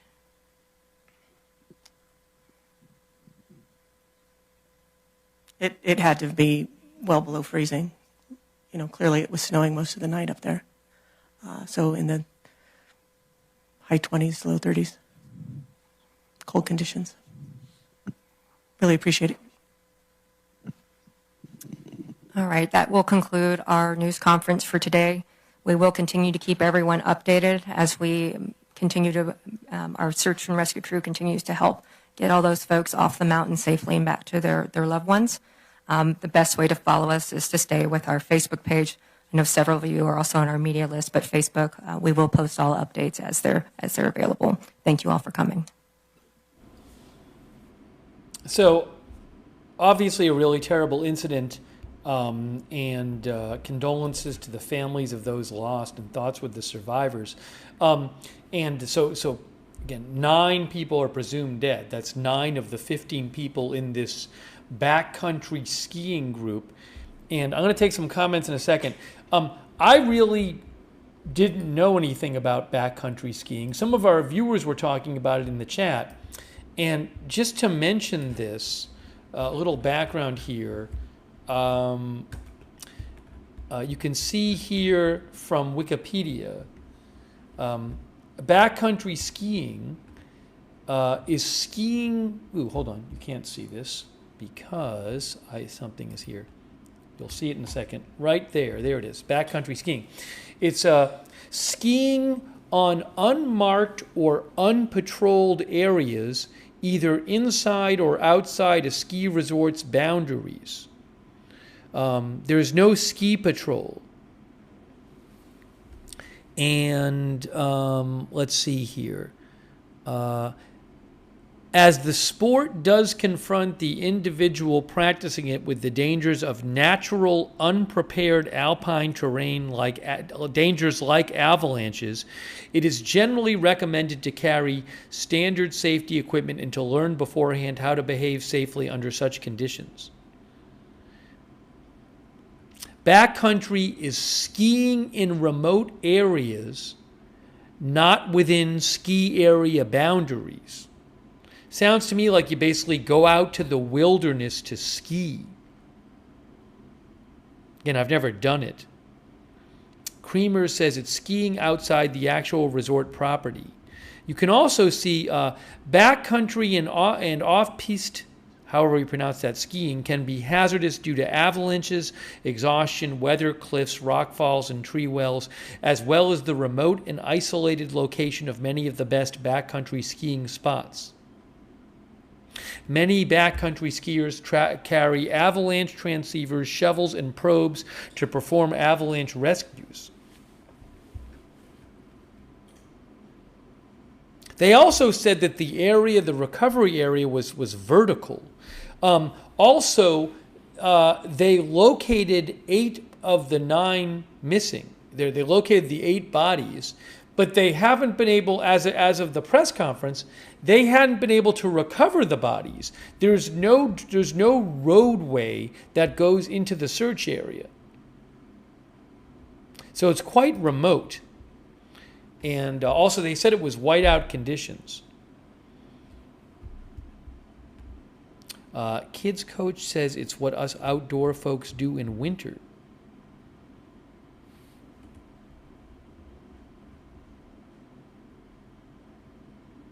Jody Skosilas Summers says, unfortunately, many people do backcountry in that area. It is beautiful. Belly Arms says, a snowcat is what they usually use to get there.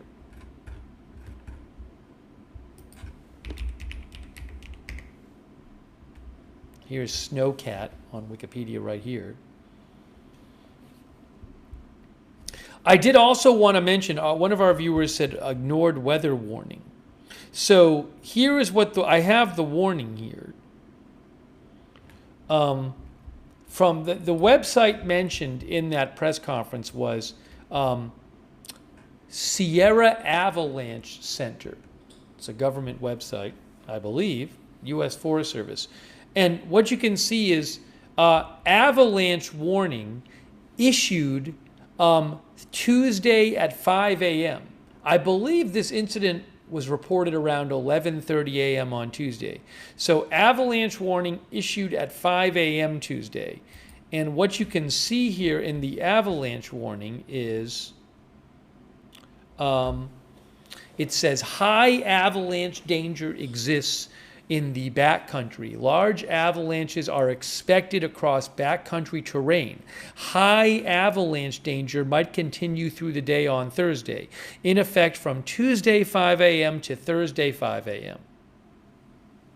It says impacts rapidly accumulating snowfall, weak layers in the existing snowpack, and gale force winds that blow and drift snow have created dangerous avalanche conditions in the mountains. Natural avalanches are likely, and human-triggered avalanches large enough to bury or injured people are very likely. Again, that was in effect when this happened. And you can see avalanche danger high, high, high. Now, I don't know. I mean, they were out there for longer than Tuesday. So they went out there several days before. I don't know exactly when. But I believe one of the sheriffs in the press conference said that the tour company or guide company or whatever it's called made the decision to go out there. And I can't speak to that. I don't know anything about this. But, I mean, I'm sure that's something that's going to be looked into. So, you know, they as our viewers said, Hoagland Jeffrey says they were already out there days prior to the warning. However, I don't know what the forecast was like, you know, before that. So, but just terrible. Our viewer said it was a blizzard, Mason D says. But again, they haven't even, as of today, they'd found the bodies, but haven't been able to recover the bodies. One of our viewers said,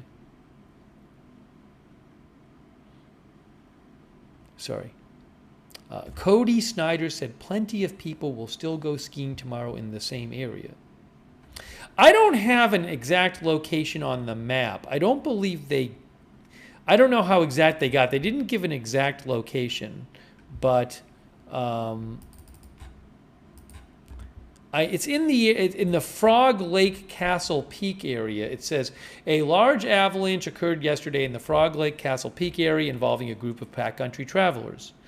Increased uncertainty exists with ongoing reactivity of these buried weak layers under this large storm snow load. The potential continues for large to very large avalanches occurring in the backcountry today. And they said in the Frog Lake Castle Peak area is where this happened.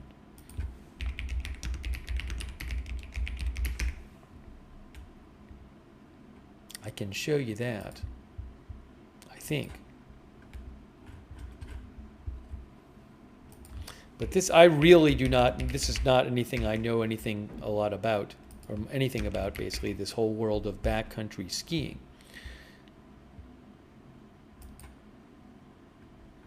Is this the area? I don't even know. I don't want to show you the wrong area. It said the Frog Lake, where was it there? Can't even find it now. Hold on. Castle Peak.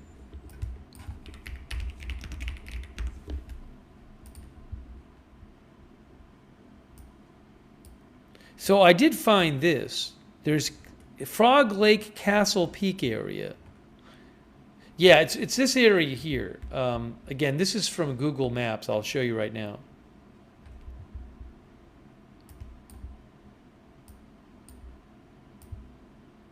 This is in northeastern California, near Truckee, California.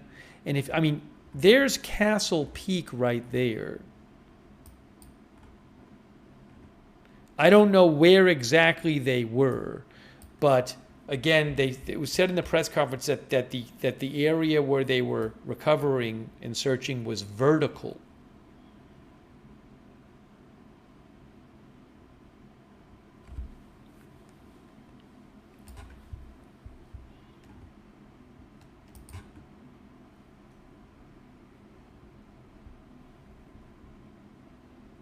Yes, as Bobby Kiefer says, it's by Truckee. So, anyways, really terrible.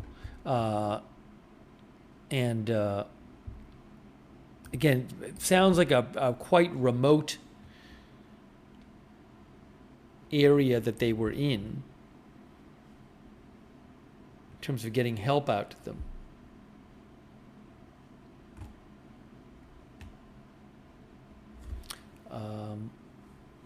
Our viewer Todd ZY says, so it's ski at your own risk in non-patrolled areas. Who repays the searchers for something someone does illegal? I believe that a lot of the rescuers are volunteers, a lot of them, from what the press conference said. Anyways, so just terrible. Our viewer Kids Coach says it's beautiful but rough, but rugged country.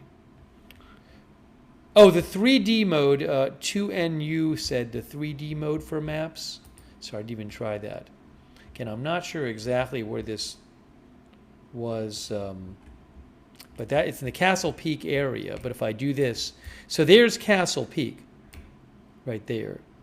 But again, I don't know exactly where they were, but it's skiing not within a resort area. It's like basically, from what I understand, it's basically like going out in the wilderness to ski.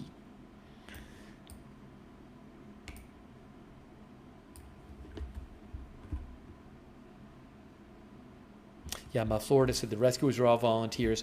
And one of the rescuers' spouses, I guess, was in the... I think they said one of the rescuers' spouses passed away or is believed to have passed away, I think.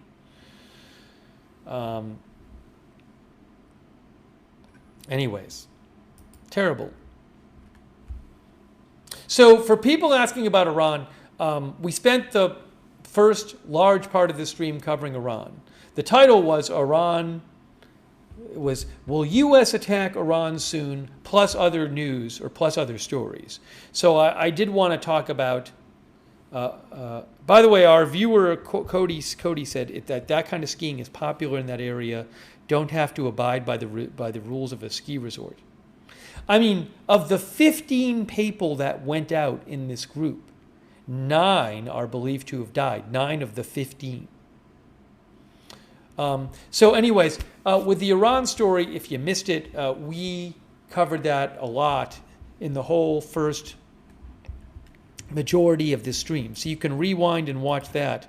I do want to say a quick thanks to Ruizi, Kim Owens, Jason D. in California IndyCar, and CJ Breaks Things. Thank you. But again, if you missed the Iran and you want to see that stuff, you can go back and watch it. Also, thanks CC on Twitch and TechSlug. I don't know. Thanks JCon as well and Pantherax over there at on Twitch. So I don't think I really want to get into the whole. It's getting a bit late where I am. It's now after actually where I am. It's 2:24 a.m. But I did want to mention. With the Nancy Guthrie story, if there's some like huge development, will come on the air. There's been some different things. A day or two, I believe ago, was it the Pima sheriff said that the family was not suspected, or the family had been, where is it here? Had been ruled out. Where is it here? Trying to remember when that was and where it was.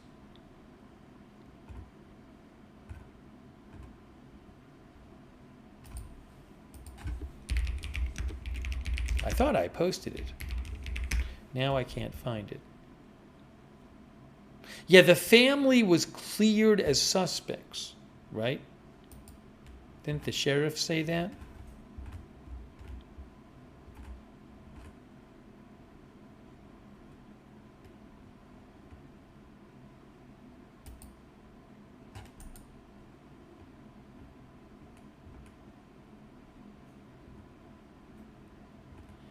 Trying to find it here.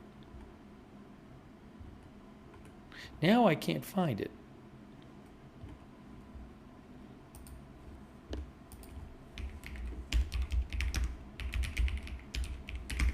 Thomas Darwin says, stunned they haven't found her yet. Yeah, the sheriff said, yeah, the Pima County Sheriff. Yeah, the Pima County Sheriff's Department issued a statement. Did they repost their statement? I thought I reposted it, and now I can't see it on my. Maybe they reposted it, and that's why it's not on my.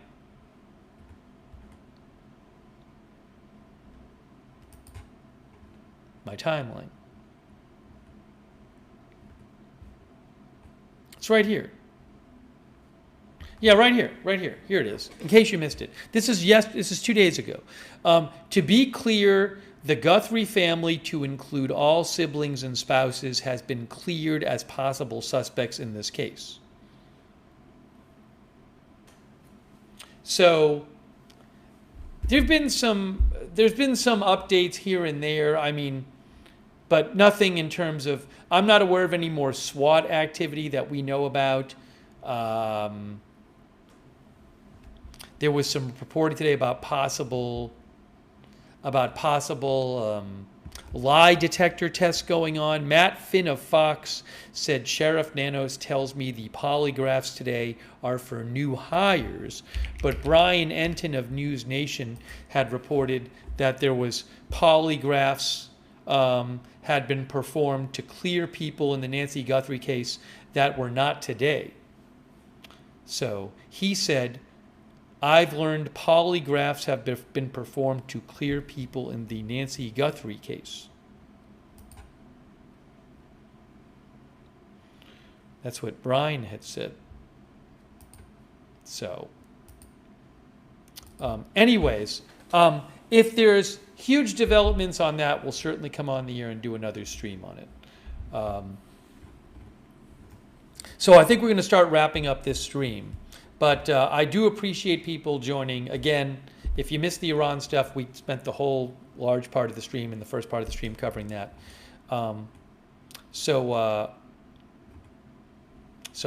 certainly been some updates, other updates here and there about Nancy Guthrie stuff. But maybe if some big development happens and we do a stream, we'll kind of catch up on all of that stuff.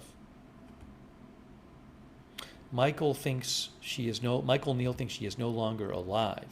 Well, it's been a long time. It's getting close to 3 weeks. It's getting close to 3 weeks.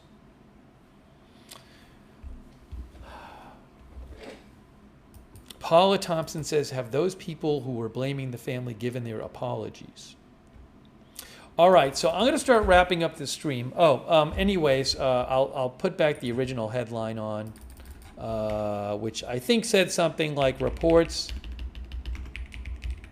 suggest U.S. attack on Iran.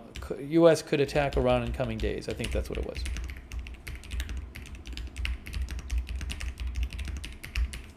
So certainly we'll be keeping an eye on the situation with Iran, also the Nancy Guthrie situation, and other stories. So I appreciate people being here for the stream. We got to lead a lot of comments tonight, so I appreciate people sending in your comments and sending me updates about the news and sending your questions in. So thank you for that. Again, we'll have more coverage as things develop. And if you'd like, subscribe, follow the channel, Agenda Free TV. We cover all kinds of live breaking news without an agenda. And I would suggest turn on the notifications for the channel because I never know when big news is going to happen. We're going to have to come on the air real quick. And you can sign up for our free notifications, get notified whenever we're going live. You can do that. The mods will post a link to the notifications, but you can also find the link in the description of this video on YouTube and Facebook. So sign up for those notifications so you know when we're going live. And also, I will be posting updates, as I normally do when I'm not on the air, at my X account, which is @Lookner. You can follow me there for breaking news updates when we're not on the air.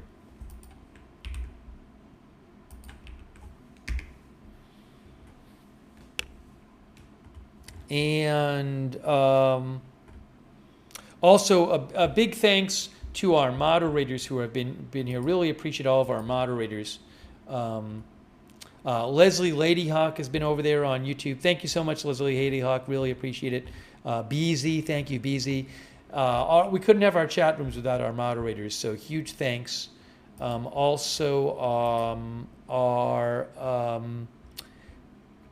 Linda Belglary and Misha moderate for us on X, on Twitch, our moderators there. Thank you so much. People like DeBayers, I Got That Fire, Matthew Kohai 3, and our other moderators. And our Facebook moderators like Paul Anderson, Kay Lowry, Body, Margaret Riley. Huge thanks to all of our moderators. Thank you. And thanks to everybody for supporting the channel. That's really kind of you.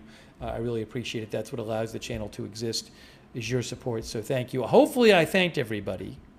I think I did.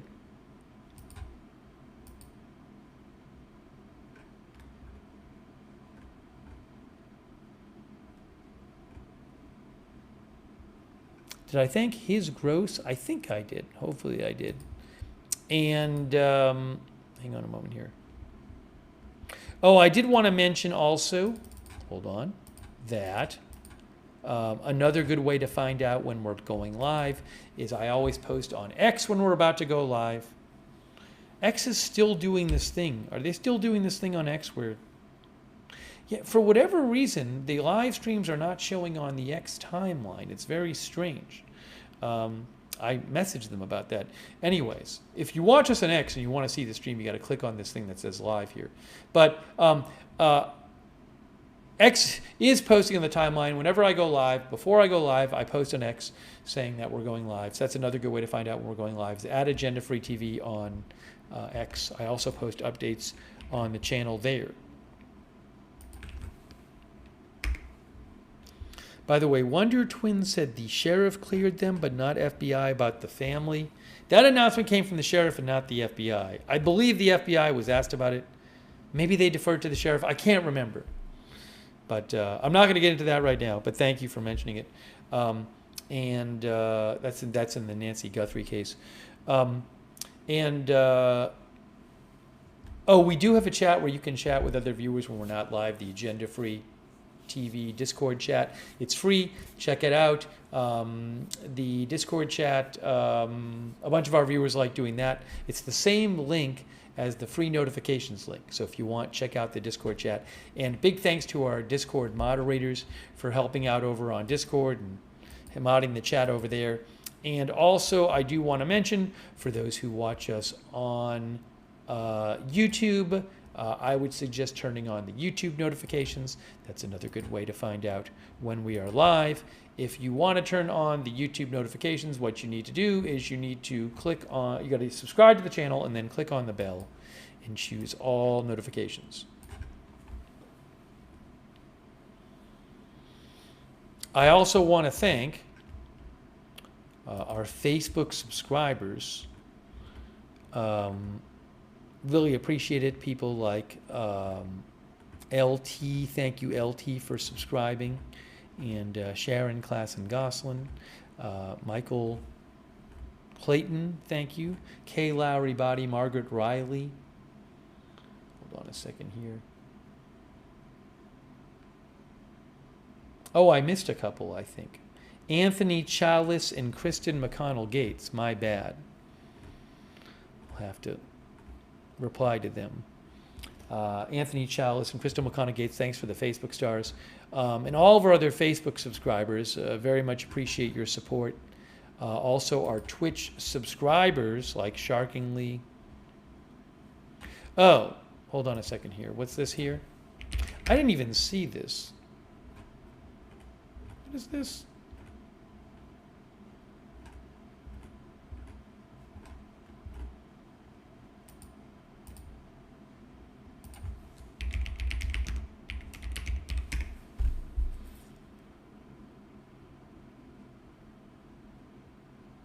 Oh, there was a, what did TMZ got a new note, but it's not from the same people? Is that what happened with Nancy Guthrie?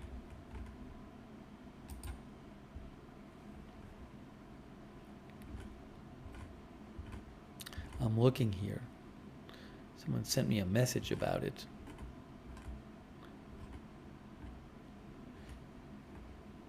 Yeah, did they get a new note that was...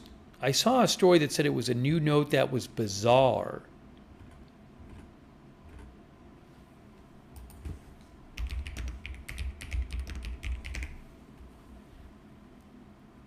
TMZ said that they got, today, they got another ransom note.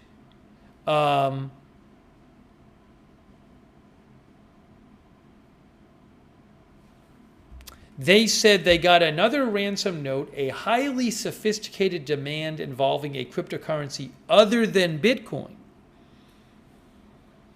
and a different account number from the original, and they said they forwarded that email to the FBI.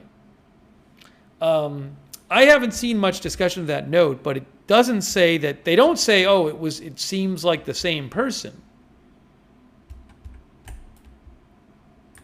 And it says, it says it graphically describes the consequences if the ransom isn't paid.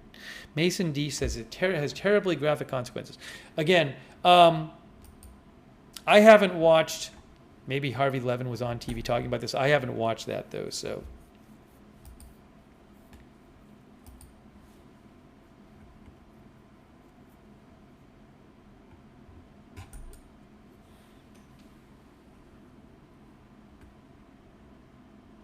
I was trying to read some more about that note.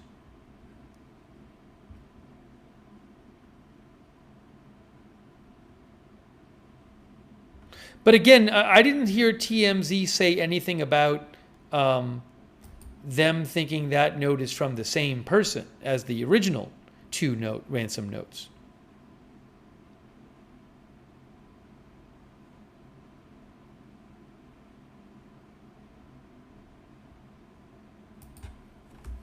Anyways, you can, I think maybe you can find some, I'm not going to go right now, but you can probably find some Harvey Levin interviews tonight that he did, it might have done about the new note.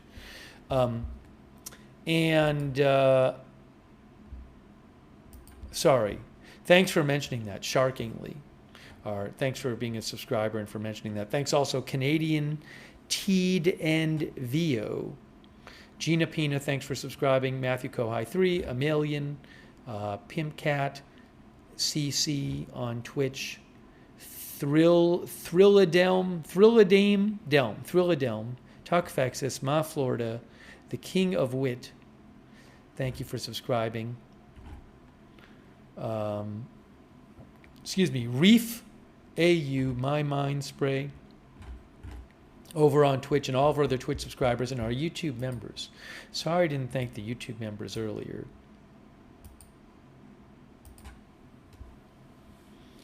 Mason D, Yellow Summer, Joe Hart, Evelyn in Maine, Patricia Grace, Space Fraggle, CAC 813, Echo Park Mom, Donna Kayliana, Thomas Darwin, and all of our other Twitch, all of our other YouTube members, thank you. So again, I'll be keeping an eye on the news. If there's big developments in Iran, or if there's big developments with the Nancy Guthrie case, or big developments with some other story, we will do more streaming. Chris N says, I see you on the X timeline. Are you sure you're seeing the X stream? Because what X has been doing is they haven't been posting the X stream on the timeline. That's the problem.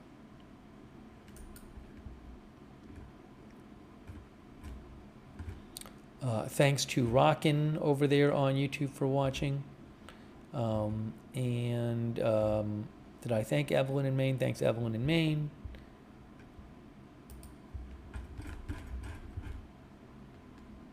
And SDFS DSV, thank you for watching. And Adriano Moneyman. Again, thanks everybody for sending comments in and posting in the chat and letting me read your comments. Oh, thanks to Andrew Gillies for being a subscriber on Facebook. Thanks to April Martin for watching as well. All right, so that is it for now. Again, if you missed the Iran stuff on this stream, we talked a lot about Iran. rewind and you can watch that. That is it for now. Thank you for watching. We'll see you soon with more live breaking news coverage right here at Agenda Free TV.